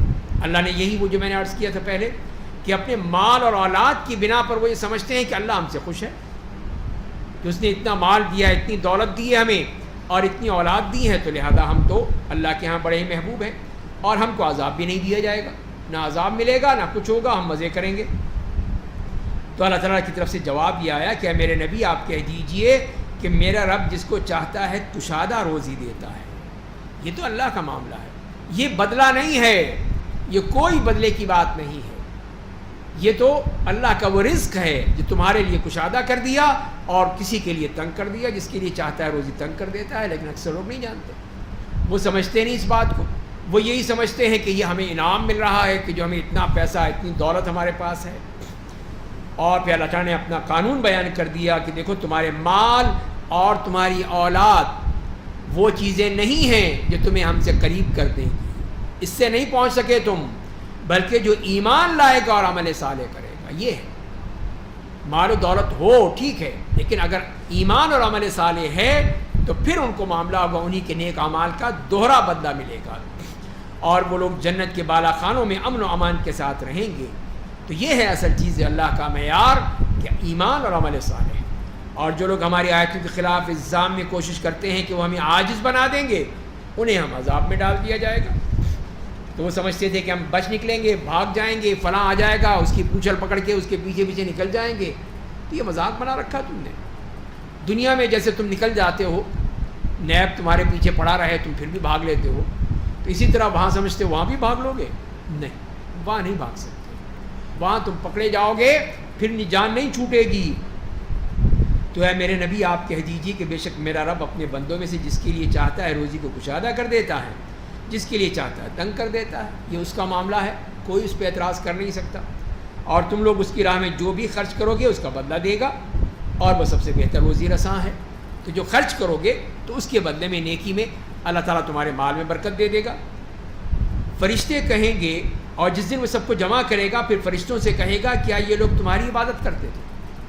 اب فرشتوں کی بھی اللہ تعالیٰ نے پڑتال کر دی کہ یہ بتاؤ کہ تم نے کہا تھا کہ ہماری عبادت کرو، تو فرشتے کہیں گے ہمارے رب تیری ذات تمام عیوب و نقائص سے پاک ہے، تجھ سے ہی ہمارا تعلق ہے، ان سے نہیں ہے، ہم ان کی بات نہیں مانتے، ہم تو تیری بات مانتے ہیں، تو تیرے سے تعلق ہے جو تو کہے گا، ان سے نہیں ہے۔ بلکہ یہ لوگ جنوں کی عبادت کرتے تھے، ان میں سے اکثر لوگ انہی پر ایمان رکھتے تھے۔ یہ تو جنوں کو قابو کرنے کی پڑی رہتی تھی ان کو، کہ فلاں جن کو قابو کر لیں، فلاں کو قابو کر لیں، اور پھر وہ سارے وہ لوگوں کے لیے مسئلے آسان کر دیں یا لوگوں کو پھنسا دیں اس میں۔ بس اس دن تم میں سے کوئی کسی کے لیے نفع و نقصان کی قدرت نہیں رکھے گا، اور ہم ظالموں سے کہیں گے اب چکھو اس آگ کا عذاب جسے تم جھٹلاتے تھے۔ یہ ہوگا ان کا انجام۔ اس کے بعد جو اگلی آیات میں آیت نمبر 43 میں فرمایا وَإِذَا تُتْلَىٰ عَلَيْهِمْ آيَاتُنَا بَيِّنَاتٍ قَالُوا مَا هَٰذَا إِلَّا رَجُلٌ يُرِيدُ أَن يَصُدَّكُمْ عَمَّا كَانَ يَعْبُدُ آبَاؤُكُمْ۔ اور جب ان کے سامنے ہماری صحیح آیتوں کی تلاوت کی جاتی تھی تو وہ کہتے تھے کہ یہ آدمی تمہیں صرف ان معبودوں کی پرستش سے روکنا چاہتا ہے جن کی تمہارے آباء و اجداد پرستش کیا کرتے تھے، پوجا کیا کرتے تھے، اور یہ بھی کہتے تھے کہ یہ آیتیں تو اللہ پر افترا پردازی کے سوا کچھ بھی نہیں ہے۔ اور جن لوگوں نے ان کے پاس حق آ جانے کے بعد اس کا انکار کر دیا، انہوں نے یہ کہا کہ یہ تو کھلا جادو ہے، اس کے سوا کچھ بھی نہیں ہے۔ تو تین طرح سے بتا دیا۔ ایک وہ لوگ جنہوں نے یہ کہا کہ یہ دیکھو اس کی بات مت ماننا، اس شخص کی، یہ تمہیں تمہارے آباء و اجداد کے خلاف کر رہا ہے۔ تمہارے آباء و اجداد تو بڑے ہی مقدس تھے، بڑے ہی مبارک تھے، بڑے یہ تھے، بڑے وہ تھے، تو وہ صحیح راستے پر تھے، تم نے ان کا راستہ اختیار کرنا ہے، اس کا راستہ نہیں۔ دوسری بات یہ کہ یہ سب آیتیں اور یہ جو پڑھتا ہے یہ سب جھوٹ بولتا ہے، افترا پردازی کرتا ہے، یہ اللہ نے کچھ نہیں کہا، یہ اپنی طرف سے ہانک رہا ہے۔ اور تیسری بات یہ کہ حق آ جانے کے بعد انکار کیا، انہوں نے کہا کہ یہ تو کھلا جادو ہے، یہ تو جادو کے علاوہ کچھ نہیں ہے۔ تو یہ ہیں سب ان کی باتیں جو اللہ تعالیٰ نے بتا دیں، اور ہم نے انہیں نہ ایسی کتابیں دی تھی جنہیں وہ پڑھتے تھے، نہ آپ سے پہلے ان کے پاس اپنے کوئی ڈرانے والا رسول بنا کر بھیجا تھا، اور جو لوگ ان سے پہلے گزر چکے انہوں نے بھی جھٹلایا تھا۔ یہ آپ کو تسلی دی جا رہی ہے، اور ہم نے انہیں جو کچھ دیا اس کا 10واں حصہ بھی اہل مکہ کے پاس نہیں ہے۔ تو وہ جو اتنی بڑی بڑی طاقتیں تھیں اس زمانے کی، سپر پاورز تھیں، وہ قوم نوح ہے، قوم ہود، قوم صالح، یہ تمام قومیں جو اپنے اپنے زمانے کی مانی ہوئی طاقتیں تھیں، جسے اللہ تعالیٰ نے خود ذکر کیا ہے۔ تو فرمایا کہ مکے والو تم تو ان کا 10واں حصہ بھی نہیں ہو، تمہارے پاس کیا ہے سوائے یہ اونٹ ہیں، بکریاں ہیں، بس ان کو چرا کے سمجھتے ہو کہ تم بڑے لیڈر بن گئے ملک قوم کے، تمہارے پاس تو کچھ بھی نہیں ان کے۔ تو ہم نے ان کو نہیں بخشا تو تمہیں کیسے بخش دیں گے، تمہیں کیسے چھوڑ دیں گے، تم بھی مارے جاؤ گے۔ اسی لیے فرمایا کہ پس جب انہوں نے ہمارے رسولوں کو جھٹلایا تو دنیا نے دیکھ لیا کہ میں نے انہیں کیسی سزا دی تھی۔ پھر اللہ کی طرف سے عذاب آیا اور ان سب کو ختم کر دیا۔ قُلْ إِنَّمَا أَعِظُكُمْ بِوَاحِدَةٍ، اے میرے نبی آپ کہہ دیجئے میں تمہیں صرف ایک نصیحت کرتا ہوں، ایک بات کہہ رہا ہوں۔ کیا ہے؟ کہ تم لوگ اللہ کی خاطر دو دو اور اکیلے اکیلے کھڑے ہو جاؤ، پھر غور کرو تو اس نتیجے پر پہنچو گے کہ تمہارے ساتھ رہنے والے پیغمبر کو جنون لاحق نہیں ہے۔ تو یہاں پہ دعوت فکر دی جا رہی ہے، سوچو، غور کرو، مل کے سوچو، اکیلے ہو تو یا دو ہو، سوچو اس بات پہ کہ تمہیں یہ پاگل نظر آتا ہے، نعوذ باللہ۔ تو فرمایا کہ نہیں، وہ تو ایک شدید عذاب سے آنے سے تمہیں ڈرانے والا ہے، تمہیں عذاب سے ڈرانے کے لیے آیا ہے، وہ کہیں خدا نخواستہ پاگل نہیں ہے۔ تو اے میرے نبی آپ کہہ دیجئے کہ میں نے اگر تم سے کوئی معاوضہ مانگا ہے، اگر مانگا ہے تو وہ بھی تمہیں دے دیتا ہوں، جاؤ لے جاؤ، کھا لو تم۔ میرا اجر تو مجھے صرف اللہ سے چاہیے، اور وہ ہر چیز سے باخبر ہے، اسے پتہ ہے، میری ضرورتوں کا بھی پتہ ہے اور میرے معاملات کا بھی اور تمہارے معاملات کا بھی، تو وہ مجھے دے گا، اس کا رزق مجھے ملے گا، وہ کافی ہے میرے لیے۔ میں تم سے کوئی چیز نہیں مانگ رہا، نہ تنخواہ مانگتا ہوں، نہ کوئی اور چیز مانگتا ہوں۔ اور آپ کہہ دیجئے کہ حق آ گیا اور باطل اب نہیں آئے گا، اور نہ اپنے آپ کو دہرائے گا، اس کی طاقت ہی نہیں ہے باطل کی اتنی کہ دوبارہ آئے۔ تو لہذا حق آ چکا ہے اور یہی باقی رہے گا۔ آپ کہہ دیجئے اگر میں گمراہ ہوں تو اس کا خمیازہ میں بھگتوں گا، تمہیں کیا نقصان ہوگا، اور اگر میں راہ راست پر گامزن ہوں تو یہ اس قرآن کی بدولت ہے، قرآن نے مجھے صحیح راستہ دکھا دیا، تو جسے میرے رب بذریعہ وہی مجھ تک بھیجتا ہے، بے شک خوب سننے والا بڑا قریب ہے۔ اور کاش آپ اس منظر کا مشاہدہ کرتے جب وہ گھبرائے ہوئے ہوں گے، قیامت کا منظر، پھر بھاگ نہیں جائیں گے، کہیں بھاگنے کی جگہ ہی نہیں ہوگی، کہاں سے بھاگیں گے، اور ان کو نزدیک جگہ سے ہی پکڑ لیا جائے گا، اللہ کے فرشتے ان کو چھوڑیں گے نہیں، بھاگنے نہیں دیں گے، اور وہ لوگ کہیں گے ہم اس پر ایمان لے آئے۔ ان کے لیے اتنی دور سے ایمان کو حاصل کرنا کہاں ممکن ہے، اب ایمان لائیں گے، وہاں پہنچ کے حشر کے مقام پر کہہ رہے ہیں ایمان لائیں گے، تو وہاں تو ایمان لانے کا کوئی فائدہ نہیں، کچھ فائدہ نہیں ہوگا۔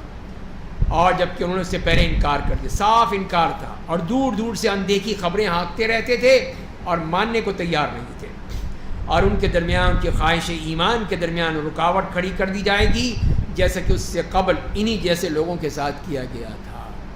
تو یہ اللہ تعالیٰ کی طرف سے بتا دیا گیا ہے کہ اللہ تعالیٰ پھر ان کے ایمان کو قبول ہی نہیں کرے گا، اس لیے کہ جب انہوں نے اصل وقت میں قبول نہیں کیا تو اب مرتے دم تک کیسے قبول کر لے گا، کوئی ان سے ایمان قبول نہیں ہوگا، جیسے کہ اس سے قبل انہی جیسے لوگوں کے ساتھ کیا گیا۔ بے شک وہ لوگ بہت ہی گہرے شک میں مبتلا تھے، شک و شبہ میں تھے، تو پھر ایمان کیسے، تو ایسے لوگوں کا ایمان اللہ تعالیٰ قبول نہیں کرتا ہے۔ تو یہاں سورہ سبا بھی مکمل ہوتی ہے، سورہ فاطر شروع ہوتی ہے۔ سورہ فاطر مکی صورت ہے، اس میں 45 آیات ہیں۔ بسم اللہ الرحمن الرحیم، الحمد للہ فاطر السماوات والارض جاعل الملائكة رسلا أولي أجنحة مثنى وثلاث ورباع يزيد في الخلق ما يشاء إن الله على كل شيء قدير۔ تمام تعریفیں اللہ کے لیے جو آسمان اور زمین کا پیدا کرنے والا اور ایسے فرشتوں کو اپنا پیغام رساں بنانے والا ہے جن کے 2 3 4 پر ہیں۔ وہ اپنی مخلوقات کی تخلیق میں جو چاہے اضافہ کرتا ہے، بے شک اللہ ہر چیز پر قدرت رکھتا ہے۔ تو یہاں پہ فرشتوں کا تذکرہ فرمایا ہے کہ اللہ تعالیٰ نے فرشتوں کے لیے کس طرح کی شخصیت بنایا ہے کہ وہ کسی کے 2 پر ہیں، کسی کے 3 ہیں، کسی کے 4 ہیں۔ اور جیسے کہ صحیح بخاری کی روایت میں آتا ہے کہ معراج کی رات نبی کریم صلی اللہ علیہ وسلم نے جبریل علیہ السلام کو اپنی اصل حالت میں دیکھا تھا، ان کی جن کے 600 پر تھے۔ تو یزید فی الخلق ما یشاء، تو جتنا چاہے وہ کر دے۔ تو اسی لیے فرمایا کہ وہ ہر چیز کا مالک ہے، جو چاہے کر دے، کوئی اس کو روک نہیں سکتا ہے۔ یا ایھا الناس اذکروا نعمت اللہ علیکم، اے لوگو تم اپنے اوپر اللہ کی نعمت کو یاد کرو۔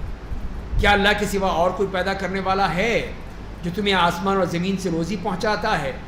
اس کے سوا کوئی معبود نہیں، بس تمہاری عقل کیوں ماری گئی ہے؟ تم سمجھتے کیوں نہیں اس بات کو کہ سارا رزق تو اللہ دیتا ہے، آسمان سے زمین سے تمہارے رزق پہنچانے والا، اور وہی تمہارا معبود ہے۔ جب تم مانتے ہو کہ وہ رب ہے تمہارا، تو اس کو اپنا اللہ بھی مان لو، الہ بھی، معبود بھی مان لو۔ اور اگر کفار مکہ آپ کو جھٹلاتے ہیں تو آپ سے پہلے بھی انبیاء جھٹلائے گئے تھے، آپ کو تسلی دی گئی اور تمام امور اللہ ہی کی طرف لوٹائے جائے ہیں۔ تو اے لوگو، اللہ کا وعدہ برحق ہے، یہ سچا وعدہ ہے، بس دنیا کی زندگی تمہیں دھوکے میں نہ ڈال دے۔ دنیا میں تمہیں پیسہ مل رہا ہے، دولت مل رہی ہے، کھانے پینے ہیں، تو بس ٹھیک ہے، مست مگن ہو جاؤ۔ یاد ہی نہ رہے کہ اللہ نے بھی ہمیں کچھ پوچھنا ہے ہم سے۔ تو شیطان تمہیں اللہ کی طرف سے دھوکے میں نہ ڈال دے کہ کوئی بات نہیں، ہو جائے گا، تو وہ دھوکہ دے گا تمہیں۔ بے شک شیطان تمہارا دشمن ہے، تو تم بھی اسے دشمنی رکھو۔ تو وہ اپنے گروہ کو بلاتا ہی ہے تاکہ سب اہل جہنم میں سے ہو جائیں۔ تو یہی فرما دیا کہ ان الشیطان لکم عدو، تو تمہارا کھلا ہوا دشمن ہے۔ تو کون ہوگا جو اپنے دشمن کو سینہ سے لگائے گا؟ وہ بیوقوف ہی ہو سکتا ہے کہ دشمن کی ہر بات مانے، جو کہ دشمن ہے۔ تو اسی لیے فرمایا کہ اس کو دشمن بنا کر رکھو، دشمنی رہنی چاہیے۔ ہم تو کہتے کہ نہیں، وہ تو ہمارا پکا دوست ہے، تو ہمارے کام آتا ہے سارے، اسی لیے ہمیں بڑی اس سے دوستی ہے، محبت ہے، ہر وقت اپنے سینے سے لگا کے رکھتے ہیں اس کو۔ اللہ تعالیٰ فرما رہے ہیں کہ نہیں، دشمنی کرو، ہم اس سے دوستی کرتے ہیں۔ تو فرمایا کہ وہی جو تمہیں پھر جہنم میں لے جائے گا۔ الذین کفروا لہم عذاب شدید، جن لوگوں نے کفر کی راہ اختیار کی ان کے لیے سخت عذاب ہے، اور جو لوگ ایمان لائے، انہوں نے نیک عمل کیا، ان کے لیے اللہ کی مغفرت اور بڑا اجر ہے۔ یہ ہے اللہ تعالیٰ کا وہ قاعدہ و قانون۔ تو کیا جس شخص کی بدعمالیاں اس کے لیے خوشنما بنا دی گئی ہوں، بس وہ انہیں اچھا سمجھتا ہے؟ اس شخص کے مانند ہو سکتا ہے کہ جس کے اندر یہ صفت نہ ہو؟ دونوں برابر کیسے ہو سکتے ہیں؟ ایک شخص جو برے عمل کو اچھا سمجھتا ہے اور ایک برے عمل کو برا سمجھتا ہے، تو دونوں برابر تو نہیں ہو سکتے۔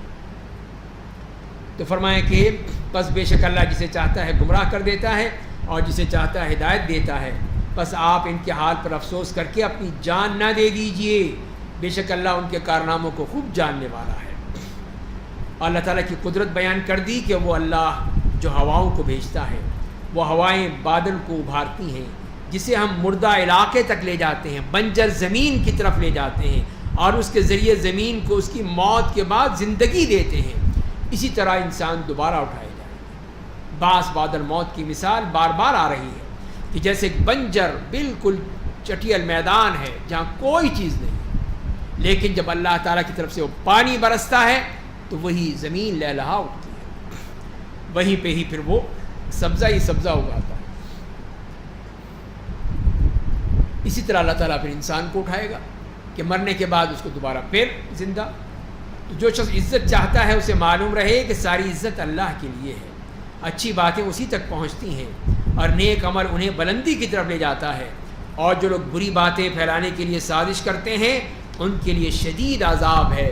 ان کی سازش بالآخر ناکام رہے گی۔ اس لیے کو جتنی مرضی سازشیں کرتی رہیں اللہ تعالیٰ کو سب معلوم ہے اور سب ناکام ہو جائے گی۔ واللہ خلقکم من تراب، یہ دوسری دلیل دی۔ ایک تو وہ مٹی کی دلیل دی، اب یہ انسان کی۔ اللہ نے تمہیں مٹی سے پھر نطفے سے پیدا کیا ہے، پھر تمہیں جوڑا بنایا میاں بیوی، اور کسی عورت کو نہ کوئی حمل قرار پاتا ہے نہ کوئی بچہ جنتی ہے مگر اسے اس کا علم ہوتا ہے، سب اس کے علم میں ہے، اللہ کے پاس موجود ہے۔ نہ کسی بڑی عمر والے کی عمر میں کوئی اضافہ ہوتا ہے نہ اس میں کوئی عمر میں کمی ہوتی ہے، مگر یہ چیز لوح محفوظ میں لکھی ہوتی ہے، ہر چیز نوٹ ہے، لکھی ہوئی ہے۔ انسان کی اس دنیا میں آتے ہی سارے فیصلے ہو چکے ہوتے ہیں۔ اور جیسے کہ لیلۃ القدر کے بارے میں یہی کہا ہے فیہا یفرق کل امر حکیم، کہ جس میں ہر حکمت والی بات کا فیصلہ کر دیا جاتا ہے۔ تو یہ اس رات میں سارے فیصلے ہو جاتے ہیں اگلے سال کے، اگلے سال کا پورا بجٹ جو ہے وہ اللہ تعالیٰ دے دیتے ہیں، کس نے مرنا ہے، کس نے باقی رہنا ہے، کس نے حج کرنا ہے، کس نے نہیں کرنا ہے، سب کچھ لکھا ہوتا ہے اس میں۔ تو یہ اللہ تعالیٰ کی طرف سے فرما دیا کہ سب کچھ لکھا ہوا ہے۔ اور فرمایا کہ دیکھو دونوں دریا برابر نہیں ہیں، یہ میٹھا پیاس بجھانے والا اور پینے میں خوشگوار ہے، بہت ہی میٹھا ٹھنڈا پانی ہے، اور یہ کھاری ہے، تلخ ہے، بہت ہی کڑوا پانی، نمکین، اور ہر ایک سے تم تازہ گوشت حاصل کر کے کھاتے ہو، لیکن مچھلیاں دونوں کی کھاتے ہو تم، اس ٹھنڈے میٹھے پانی کی بھی اور اس کھاری پانی کی بھی۔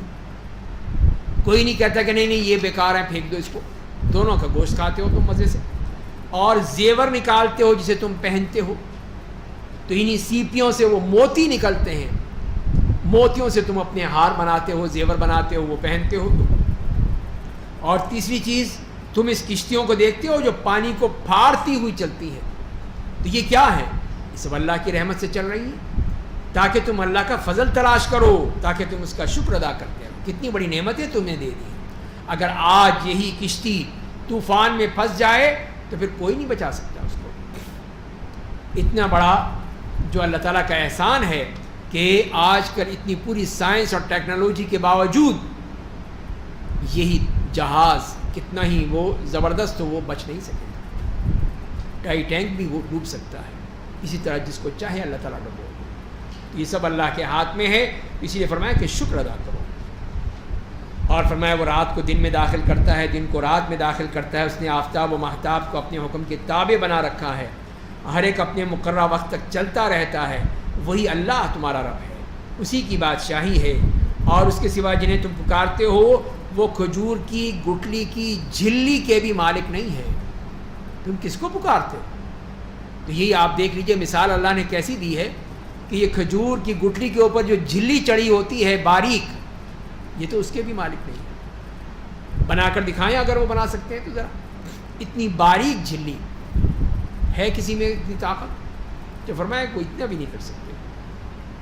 اگر تم انہیں پکارو گے تو تمہاری پکار نہیں سنیں گے، یہ تمہارے شریک، تمہارے یہ بت اگر بالفرض سن بھی لیں تو تمہارے کسی کام نہیں آئیں گے، اور قیامت کے دن تمہارے شرک کا انکار کر دیں گے، کہہ دیں گے ہم نے تو کہا ہی نہیں تھا، اور تمہیں اس کے مانند کوئی خبر نہیں دے سکتا جو ہر چیز کا باخبر ہے۔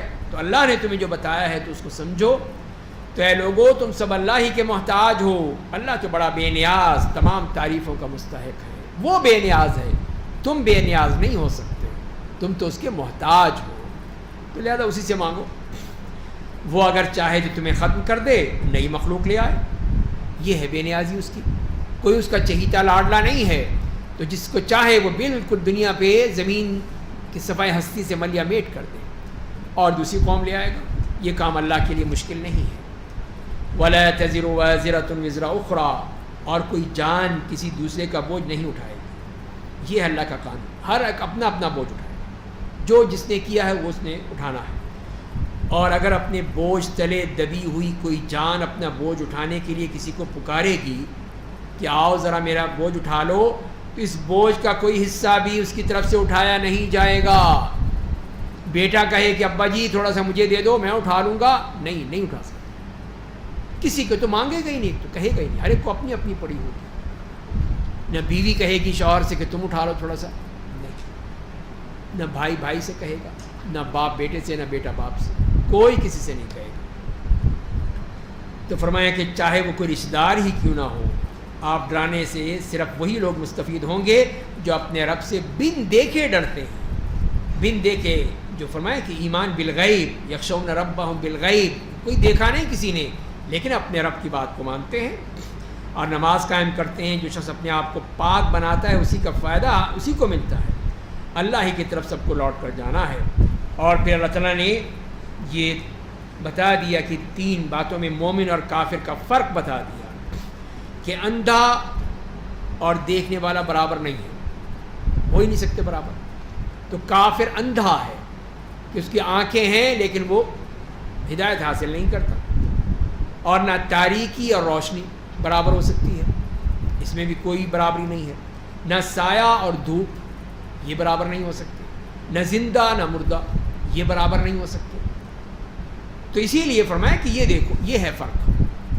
تو بے شک اللہ جسے چاہتا ہے سناتا ہے، جو لوگ قبروں میں مدفون ہیں انہیں آپ نہیں سنا سکتے، آپ تو صرف ڈرانے والے ہیں، آپ کسی کو نہیں سنا سکتے، لیکن جس کو اللہ چاہے اس کو سنا سکتے ہیں۔ تو اللہ تعالیٰ نے چاہا کہ وہ کفار مکہ جو اس گڑھے میں پڑے ہوئے تھے 70، ان کو سنانا، اللہ نے سنا دیا ان کو۔ اسی لیے کسی صحابہ میں سے کسی نے کہا کہ آپ ان سے باتیں کر رہے ہیں، یہ جو لاشیں ہیں مردہ لاشیں، ان سے بات کر رہے ہیں؟ تو آپ نے فرمایا کہ تم سے زیادہ سن رہے ہیں، یہی اللہ نے سنا دیا۔ تو لہذا یہی ہم کہیں گے کہ مردے اسی وقت سنتے ہیں جب اللہ چاہتا ہے، اس کے علاوہ نہیں سن سکتے، جیسے قرآن نے کہا ہے ان انت الا نذیر، آپ تو صرف ڈرانے والے ہیں، بے شک ہم نے آپ کو دین حق دے کر خوشخبری دینے والا اور ڈرانے والا بنا کر بھیجا ہے، اور جو قوم بھی اس دنیا میں گزر چکی ہے اس کے پاس ایک ڈرانے والا ضرور آیا تھا، یہ ہو نہیں سکتا کہ کوئی نہ آیا ہو، لیکن اللہ تعالیٰ نے ایسا انتظام فرما دیا ہے کہ پہلے تو انبیاء کرام آتے تھے، اب مختلف حادثات کے ذریعے سے، مختلف اور اللہ تعالیٰ کی پلاننگ کے ذریعے سے یہ دعوت پہنچتی رہتی ہے۔ ہم تو قاصر ہیں، کمزور ہیں، پہنچاتے ہیں یا نہیں پہنچاتے، لیکن اللہ تعالیٰ نے ایسے طریقے رکھے ہیں۔ تو 9/11 کا جو واقعہ تھا اس میں ساری دنیا کو پتہ چل گیا کہ مسلمان کون ہے، کیا ہے۔ یہ الگ بات ہے کہ ان کو دہشت گرد قرار دے دیا گیا، لیکن یہ پیغام پہنچ گیا قرآن کریم کا، ہر گھر میں پہنچ گیا کہ یہ ہے مسلمانوں کی کتاب اور یہ ہے وہ قرآن۔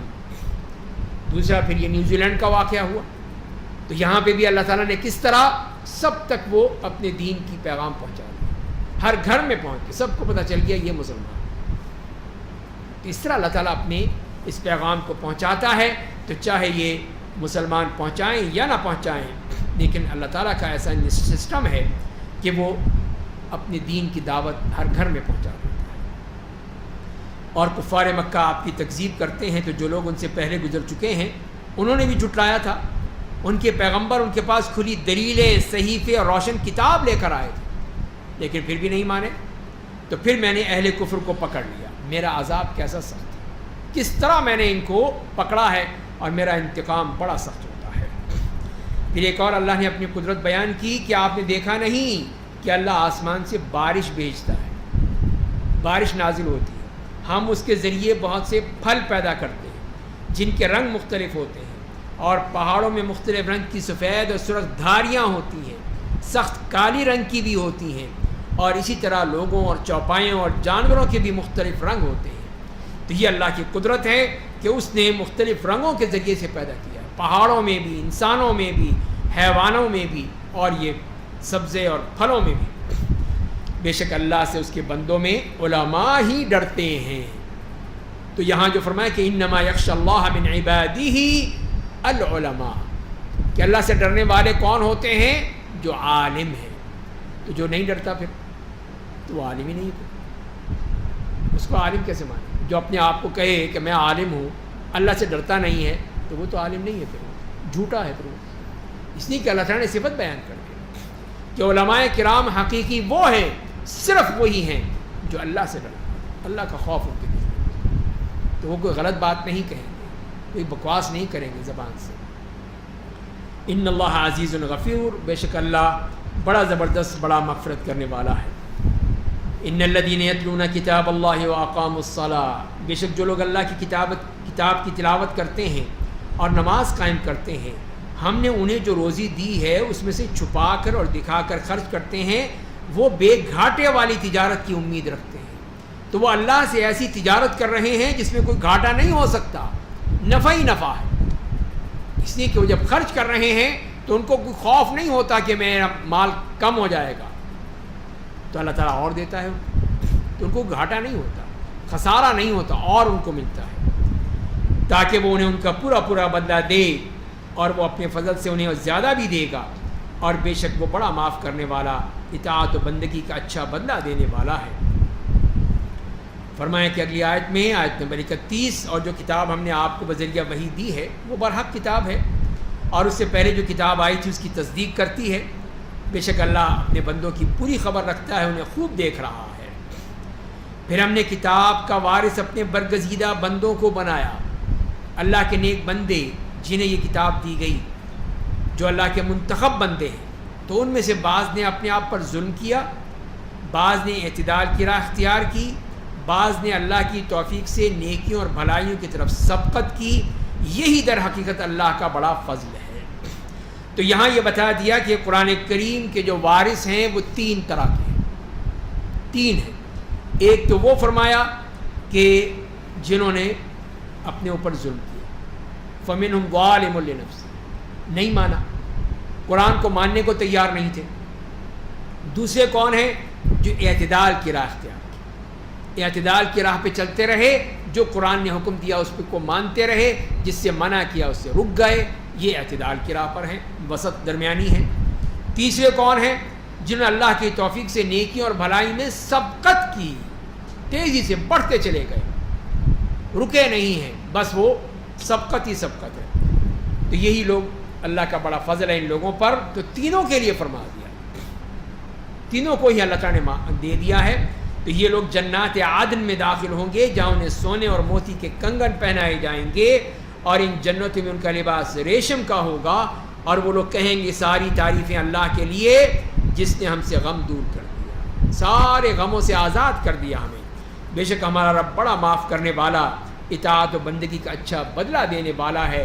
تو وہ ہے، تو ہم سب غموں سے آزاد ہو گئے، جس نے ہمیں اپنے فضل سے اس جنت میں جگہ دی، اپنے فضل سے، ہمارے اعمال کی بنیاد پر نہیں، اپنے فضل سے، اس کی رحمت سے جنت ملے گی، جو ہمیشہ رہنے کی جگہ ہے، یہاں میں نہ کوئی تکلیف پہنچے گی، نہ کوئی تھکاوٹ ہوگی۔ والذین کفروا لہم نار جہنم، اور اہل کفر کے لیے جہنم کی آگ ہوگی، نہ انہیں ختم ہی کر دیا جائے گا کہ مر جائیں، اور نہ اس کا عذاب ہی ان سے ہلکا کیا جائے گا، ہم ہر ناشکرے کو ایسا ہی بدلہ دیتے ہیں۔ تو وہاں پہ اب موت بھی نہیں ہے، موت کو موت آ چکی ہے، ختم ہو گئی، تو لہذا پھر عذاب میں بھی تخفیف نہیں ہوگی، بھگتنا پڑے گا، اور وہ لوگ اس میں چیخیں ماریں گے، وَهُمْ يَسْتَرِخُونَ فِيهَا، چیخیں گے، چلائیں گے، اور کہیں گے اے ہمارے رب ہمیں یہاں سے نکال دے، ایک دفعہ چھٹی دے دے، ہم چلے جائیں، پھر ہم نیک عمل کریں گے اس کے سوا جو ہم کرتے رہے تھے۔ تو اللہ تعالیٰ فرمائیں گے کیا ہم نے تمہیں اتنی لمبی عمر نہیں دی تھی؟ کتنا موقع دیا تھا تمہیں، 60 سال، 70 سال، 80 سال، 90 سال، تمہیں کتنا موقع دیا تھا میں نے تمہیں، کہ جس میں نصیحت حاصل کرنے والا نصیحت حاصل کر سکتا تھا، لیکن تم نے نہیں کیا۔ تمہارے پاس ہماری طرف سے ایک ڈرانے والا رسول بھی آیا تھا، تو اپنے کیے کا مزہ چکھو، ظالموں کا کوئی مددگار نہیں، تو لہذا تمہیں بھگتنا پڑے گا۔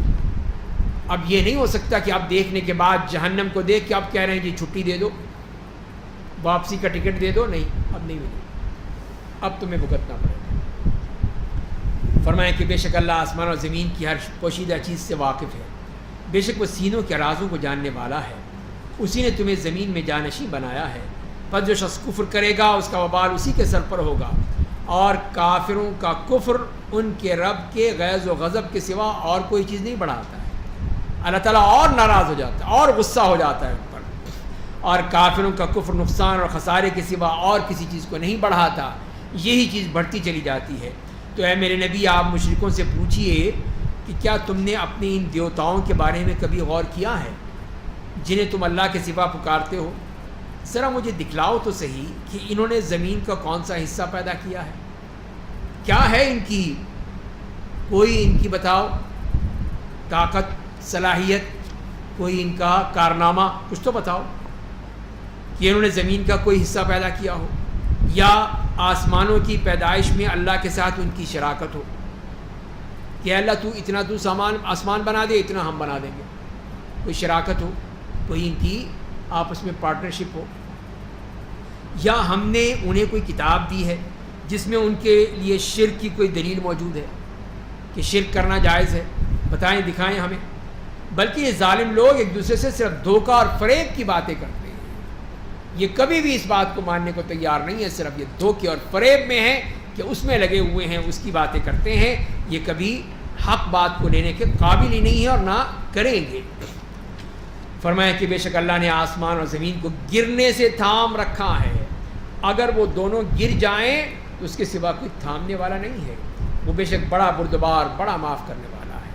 تو اس آسمان اگر یہ گرنے لگے تو کون تھامے گا، کون پکڑے گا؟ اس میں ہے کوئی کرینے لگا لے گا، روک لے گا؟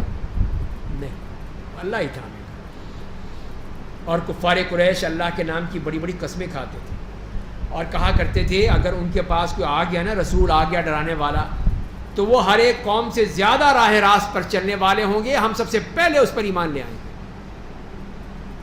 وہ یہ دعوے کرتے تھے، بڑی بڑی قسمیں کھاتے تھے، لیکن جب ان کے پاس ڈرانے والا رسول آ گیا تو اس کی آمد نے ان کے فرار اور نفرت کے سوا اور کسی چیز میں اضافہ نہیں کیا اور بھاگ پڑے۔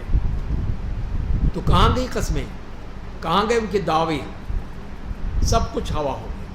اور ایسا انہوں نے زمین میں اپنے کبر و غرور اور بری سازشوں کی وجہ سے کیا۔ یہ سب ان کا تکبر تھا کہ وہ ماننے کو تیار نہیں، حالانکہ بری سازش ہمیشہ سازشیوں کے ہی گلے کا پھندا بنتی ہے، جو گڑھا کھودتا ہے خود ہی اس میں گرتا ہے۔ تو یہی ان کا معاملہ ہے۔ پس کیا یہ لوگ اقوام گزشتہ کے مانند عذاب کا انتظار کر رہے ہیں؟ پس آپ اللہ کے طریقے میں کوئی تبدیلی نہیں پائیں۔ اللہ کا یہی قانون ہے کہ جو کرے گا خود ہی اسی گڑھے میں گرے گا، اور نہ آپ اللہ کے طریقے کو ٹلنے والا پائیں گے۔ اولم یسیروا فی الارض، کیا یہ لوگ زمین میں چل پھر کر دیکھتے نہیں ہیں کہ ان لوگوں کا انجام کیسا ہوا جو ان سے پہلے گزر چکے ہیں؟ ذرا دیکھیں تو صحیح، جائیں، حالانکہ وہ لوگ ان سے زیادہ طاقتور تھے، اور آسمان اور زمین میں کوئی چیز ایسی نہیں ہے جو اسے عاجز بنا دے، کوئی ایسی چیز نہیں ہے۔ وہ تو بے شک بڑا علم والا، بڑی قدرتوں والا ہے، تو کون ہے جو اس کو عاجز بنا دے؟ اور اگر اللہ لوگوں کا ان کے کرتوتوں پر مواخذہ کرتا، ان کو پکڑ لیتا ان کے ہر جرم پہ، ہر گناہ پر، تو کیا ہوتا؟ تو وہ زمین پر کسی جاندار کو رہنے نہ دیتا۔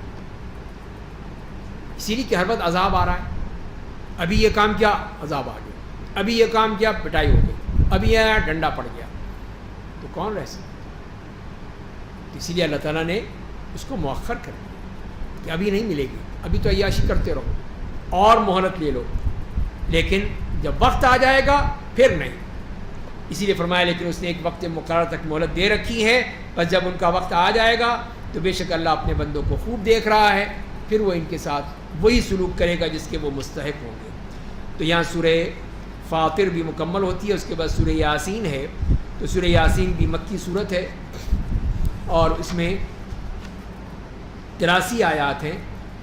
بسم اللہ الرحمن الرحیم، یاسین والقرآن الحکیم انک لمن المرسلین علی صراط مستقیم تنزیل العزیز الرحیم لتنذر قوما ما انذر آباؤهم فهم غافلون لقد حق القول على اکثرهم فهم لا يؤمنون۔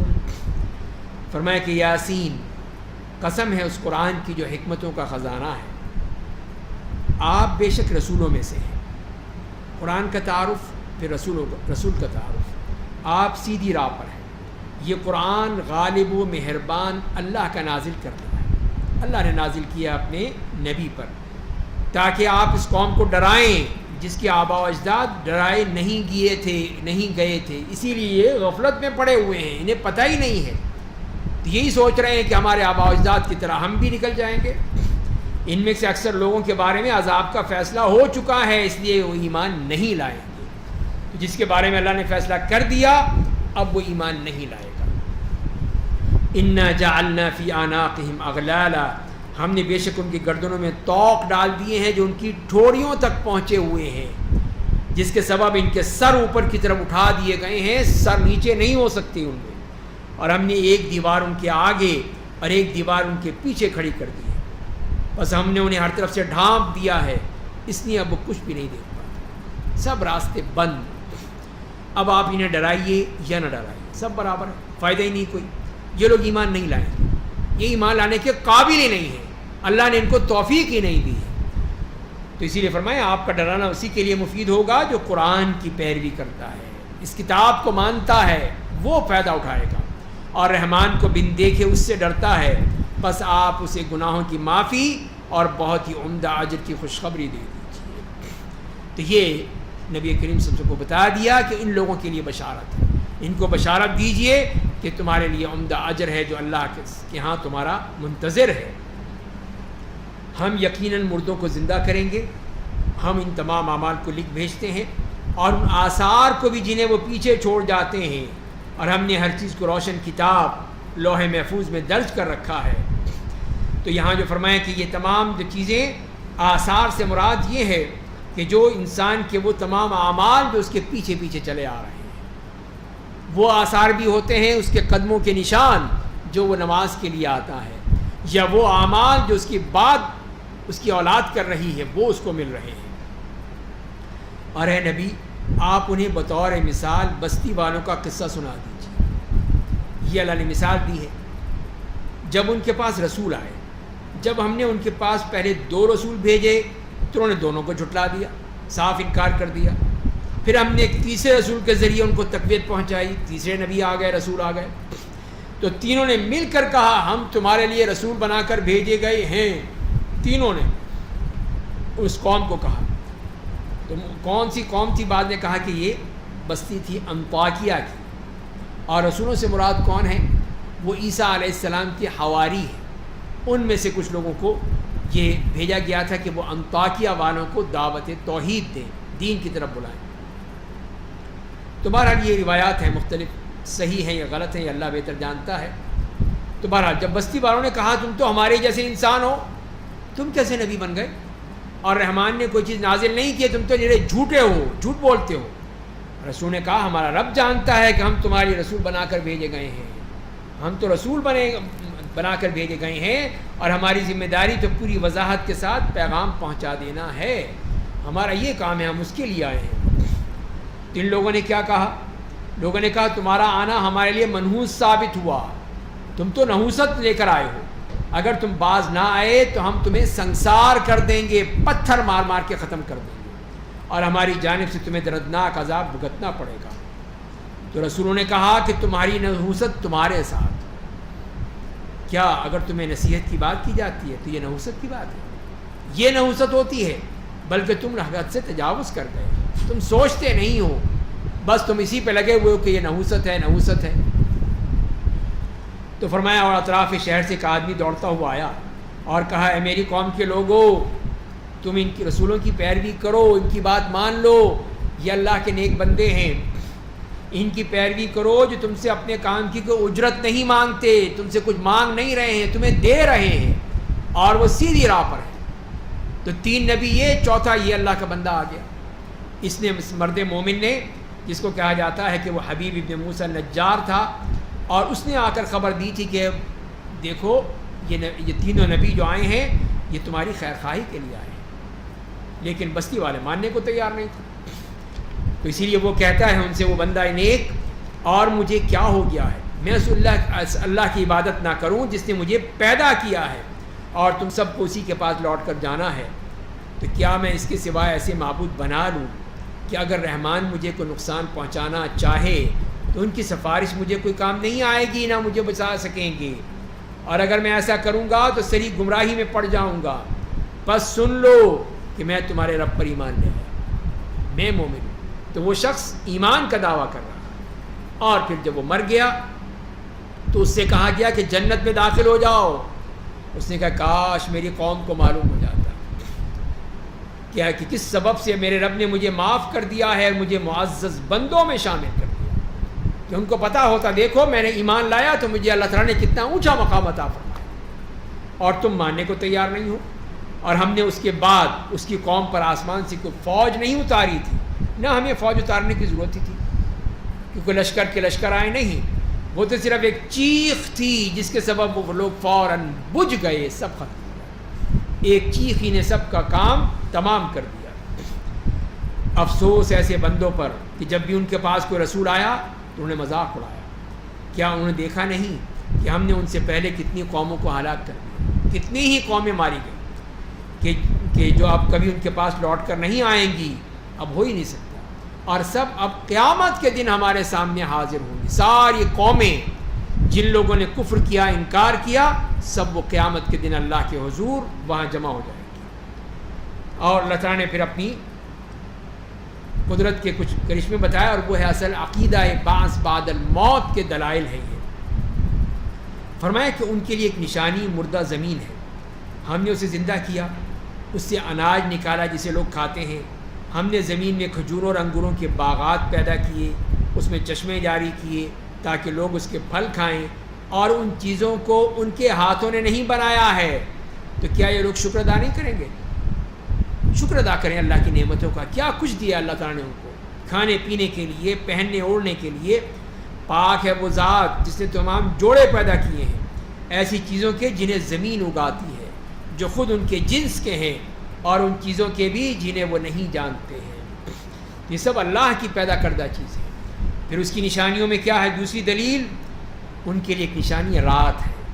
ہم اس سے دن کو الگ کر دیتے ہیں، پس وہ لوگ تاریکی میں گر جاتے ہیں، اور آفتاب اپنے ٹھکانے کی طرف چلتا رہتا ہے. یہ نظام اس اللہ کا بنایا ہوا ہے جو بڑا زبردست، سب کچھ جاننے والا ہے. یہ اس کا بنایا ہوا ہے.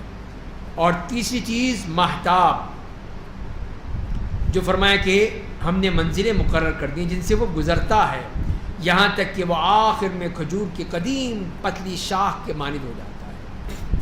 یہ چاند کی وہ پورا سرکل ہے. نہ آفتاب کے لیے ممکن ہے کہ وہ مہتاب کو جالے، نہ رات دن پہلے سے آ سکتی ہے. ہر ایک اپنے اپنے دائرے میں تیر رہا ہے، ہر ایک اپنا اپنا کام کر رہا ہے. کوئی کسی میں مداخلت نہیں کرتا، کوئی کسی سے ٹکرا نہیں جاتا، نہیں ہوتا. سب اپنے اپنے کام میں لگے. آفتاب اپنے دور مدار میں ہے، مہتاب اپنے مدار میں ہے، اور اس طرح اللہ تعالیٰ کا یہ پورا کائنات کا نظام چل رہا ہے. وَآیَةٌ لَهُمْ أَنَّا حَمَلْنَا ذُرِّيَّتَهُمْ فِي الْفُلْكِ الْمَشْحُونِ، اور ان کے لیے ایک نشانی یہ ہے کہ ہم نے ان کی نسل کو بھری ہوئی کشتی میں سوار کر دیا. اور یہ بھری ہوئی کشتی وہی تھی جو نوح علیہ السلام کی کشتی تھی، کہ جس میں پوری انسانیت اس کے اندر موجود تھی. اور جب وہ طوفان ختم ہوا تو وہیں سے پھر یہ انسانیت کا دوبارہ سلسلہ شروع ہو گیا.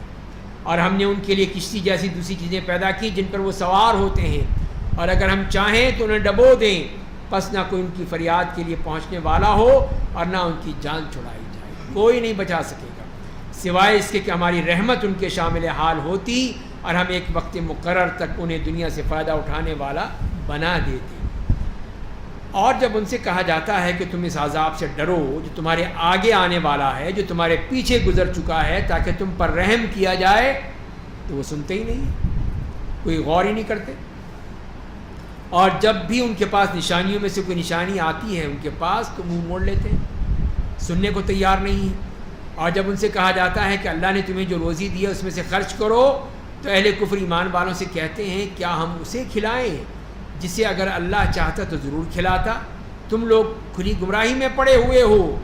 تو یہ انہوں نے جو غلط اس سے معنی لیا ہے کہ اللہ تعالیٰ جس کو دے ہی نہیں رہا ہم کیوں دیں اس کو. ایک غریب آدمی ہے، کچھ بھی نہیں کھانے کو، تو پھر ہم کون ہوتے ہیں دینے کو؟ اللہ تعالیٰ دے دیتا. تو یہ اللہ تعالیٰ کی تقدیر پر اعتراض کر دیا کہ اس نے ان کی تقدیر ایسی ہے کہ وہ بھوکے مر رہے ہیں، تو ٹھیک ہے مرتے رہیں، ہم کیوں کریں، ہمیں کیا ضرورت. تو یہی چیز جو ہے وہ ان کا غلط وہ استدلال. تو فرمایا کہ نہیں، یہ بات نہیں ہے. تو فرمایا اور کفار مکہ مسلمانوں سے کہتے ہیں اگر تم لوگ سچے ہو تو بتاؤ کہ قیامت کا وعدہ کب پورا ہوگا، کب آئے گی. یہ لوگ صرف ایک چیخ کا انتظار کر رہے ہیں جو انہیں اپنی گرفت میں لے لے گی جب وہ آپس میں جھگڑ رہے ہوں گے. اس کے بعد نہ وہ کوئی وصیت کر پائیں گے، نہ ہی اپنے گھر والوں کے پاس لوٹ کر جائیں گے. ایک دم اچانک موت آ جائے گی اور سب کے سب مارے جائیں گے. وَنُفِخَ فِي الصُّورِ، اور سور پھونکا جائے گا. پھر لوگ اپنی قبروں سے نکل کر اپنے رب کی طرف تیزی سے چل پڑیں گے. ہر ایک شخص جو بھی ہوگا، اس لیے کہ قیامت تو اچانک برپا ہوگی. اس حالت میں کہ 2 آدمی کپڑا پھیلا کر خرید و فروخت کر رہے ہیں اور نہ وہ اسے خرید و فروخت کر پائیں گے، نہ اس کو لپیٹ پائیں گے، قیامت آ جائے گی.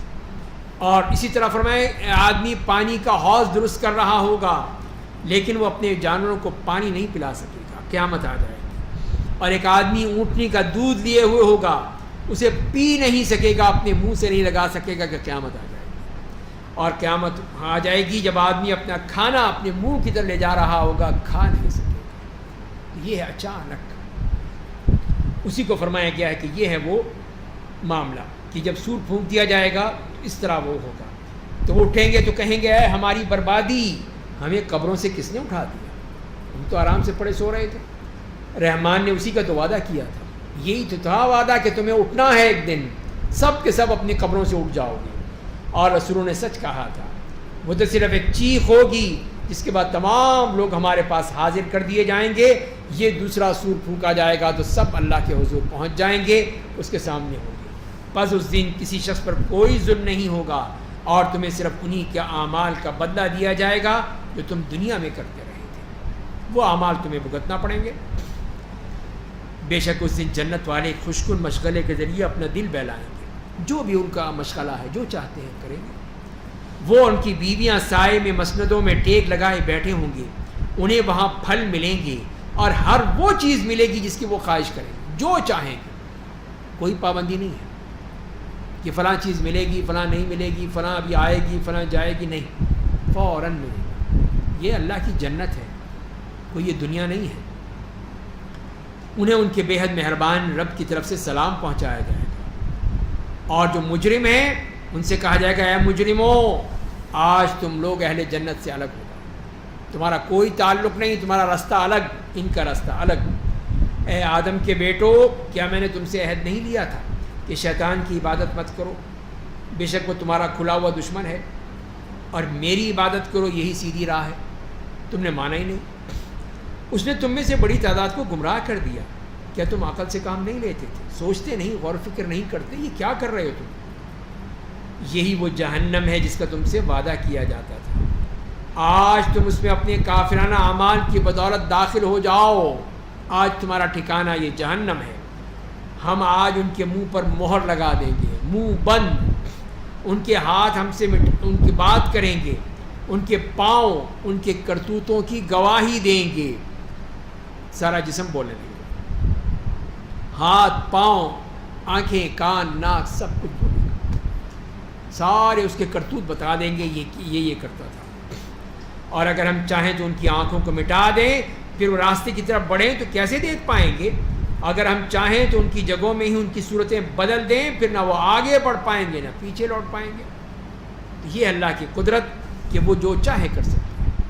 اور ہم جسے لمبی عمر دیتے ہیں اس کی پیدائشی صلاحیتوں کو الٹ دیتے ہیں. کیا لوگ عقل سے کام نہیں لیتے کہ وہی شخص جو عقل مند ہوتا ہے، پڑھا لکھا ہوتا ہے، لیکن جب بڑھاپے کو پہنچ جاتا ہے تو اس کی ذہنی، جسمانی ساری چیزیں کمزور پڑتی ہیں، اور پھر ایک بچے کے مانند ہو جاتا ہے کہ جو اپنے پیدائش کے وقت تمام بدنی طور پر، جسمانی طور پر انتہائی کمزور ہوتا ہے. تو وہی فرمایا کہ ہم اس کی پیدائشی صلاحیتوں کو الٹ دیتے ہیں، بالکل اس کو وہیں پہنچا دیتے ہیں جہاں وہ پیدا ہوا تھا. اور ہم نے اپنے نبی کو شعر نہیں سکھایا، نہ شاعری ان کے لیے مناسب ہے، ان کی ضرورت ہی نہیں اس کی. یہ کتاب صرف نصیحت ہے، روشن قرآن ہے، تاکہ وہ زندوں کو ڈرائیں اور کافروں پر حجت پوری ہو جائے. کیا وہ لوگ دیکھتے نہیں کہ جن چیزوں نے ہمارے ہاتھوں نے بنایا ہے انہی میں سے ہم نے ان کے لیے چوپائے پیدا کیے ہیں، یہ جانور پیدا کیے ہیں جن کے وہ مالک بنے پھرتے ہیں، اور ہم نے ان کے بس میں کر دیا ہے. پس ان میں سے بعض پر وہ سوار ہوتے ہیں، بعض کا گوشت کھاتے ہیں، اور ان کے لیے ان چوپایوں میں دوسرے منافع ہیں اور پینے والی چیزیں ہیں. کیا پھر بھی وہ شکر گزار نہیں ہوں گے، نہیں مانیں گے کہ اللہ نے کیا کچھ دیا ہے ان کو، کتنی ہی نعمتیں دی ہیں ان کو، یہ کچھ دینے کے باوجود وہ نہیں مانتے. وَاتَّخَذُوا مِن دُونِ اللَّهِ آلِهَةً لَعَلَّهُمْ يُنصَرُونَ. اور انہوں نے اللہ کے سوا دوسرے معبود بنا لیے تاکہ ان کی مدد کی جائے. وہ معبودان باطل ان کی مدد نہیں کر سکتے, کوئی فائدہ نہیں, کسی قسم کی مدد نہیں, بلکہ وہ مشرک خود ہی ان کے لیے بطور لشکر حاضر ہو. تو یہ تو ان کی مدد کر سکتے ہیں لیکن وہ ان کی کوئی مدد نہیں کریں گے. تو آپ کو تسلی دی گئی نبی کریم صلی اللہ علیہ وسلم کو کہ بس ان کی باتیں آپ کو سنجیدہ نہ کریں, رنجیدہ نہ بنا دیں. ہم ان تمام باتوں کو جانتے ہیں جنہیں وہ چھپاتے ہیں, جن کا اظہار کرتے ہیں, ہمیں سب معلوم ہے. آپ اتنا دکھ نہ کریں, کتنے غم نہ کریں. کیا انسان غور نہیں کرتا کہ ہم نے اسے نطفے سے پیدا کیا, پھر وہ کھلا جھگڑالو بن گیا, جھگڑنے لگا, لڑنے لگا ہم سے, اور ہمارے لیے مثالیں بیان کرتا ہے. وہ اپنی مخلوق, اپنی تخلیق کی حقیقت کو بھول گیا کہ وہ کیا تھا, کس چیز سے پیدا کیا گیا. یہ کہتا ہے کہ ان ہڈیوں کو گل سڑ جانے کے بعد کون زندہ کرے گا, یہ ہڈی پسلی سب ختم ہو جائے گی تو زندہ کون کرے گا. آپ کہہ دیجئے کہ انہیں وہ اللہ زندہ کرے گا, وہ ہے زندہ کرنے پر قادر جس نے انہیں پہلی بار پیدا کیا تھا, اور وہ تمام اپنی مخلوقات کے بارے میں پورا علم رکھتا ہے. تو جب اس کے پاس علم بھی ہے, صلاحیت بھی ہے, طاقت بھی ہے, قوت بھی ہے, تو وہ پھر دوبارہ پیدا کر دے گا. تو یہ اس کے لیے کوئی مشکل نہیں ہے. اس کی پھر مثال دے دی, الذی جعل لکم من الشجر الاخضر نارا فاذا انتم منہ توقدون. وہ اللہ جس نے ہرے درخت سے تمہارے لیے آگ پیدا کی ہے, جس سے تم اپنے چولہے روشن کرتے ہو. تو کیا وہ اللہ جس نے آسمان اور زمین کو پیدا کیا ہے اس بات پر قادر نہیں ہے کہ وہ ان جیسے آدمی دوبارہ پیدا کر دے؟ یہی بتایا کہ اس کی مثال دیکھو کہ کس طرح تو وہ ایک پتھر سے, چکماق جیسا پتھر ہوتا ہے جس کے ذریعے سے وہ آگ بنا لیتے ہیں, تو لیکن اللہ تعالیٰ کیا نہیں کر سکتا پیدا؟ وہ تو سب سے بڑا قدرت رکھنے والا ہے. اسی لیے فرمائیں کہ اولیس الذی خلق السماوات والارض بقادر علی ان یخلق مثلہم. اس کی شان تو یہ ہے کہ جب وہ کسی چیز کا ارادہ کرتا ہے تو, یا اس سے پہلے جو فرمایا کہ کیا وہ اللہ جس نے آسمان اور زمین کو پیدا کیا ہے اس بات پر قادر نہیں ہے کہ وہ ان جیسا آدمی دوبارہ پیدا کر دے؟ یہ تمام چیزیں پیدا کرنے والا کیا یہ قدرت نہیں رکھتا؟ ہاں, وہ یقیناً قادر ہے, یقیناً, اور وہ بڑا پیدا کرنے والا, ہر بات جاننے والا ہے. اس کی شان تو یہ ہے کہ جب وہ کسی چیز کا ارادہ کرتا ہے تو اسے کہتا ہے کہ ہو جا, اور وہ ہو جاتی ہے. کن فیکون. تو یہ ہے اس کا معاملہ. تو اس کو کوئی دقت, پریشانی, کوئی مشکل کچھ نہیں ہوتا. بس وہ ذات تمام عیوب و نقائص سے پاک ہے جس کے ہاتھ میں ہر چیز کی ملکیت ہے, اور تم سب اسی کی طرف لوٹائے جاؤ گے. تو یہ ہے اللہ تعالیٰ کا معاملہ کہ سب نے اسی کی طرف لوٹنا ہے. تو پھر اسی کی عبادت ہونی چاہیے, اسی کو ہی ماننا چاہیے. یہاں پہ سورہ یاسین مکمل ہوتی ہے. کل انشاءاللہ سورہ صافات سے شروع کریں گے. اللہ تعالیٰ ہمیں سمجھنے اور عمل کرنے کی توفیق عطا فرمائے. وآخر دعوانا الحمد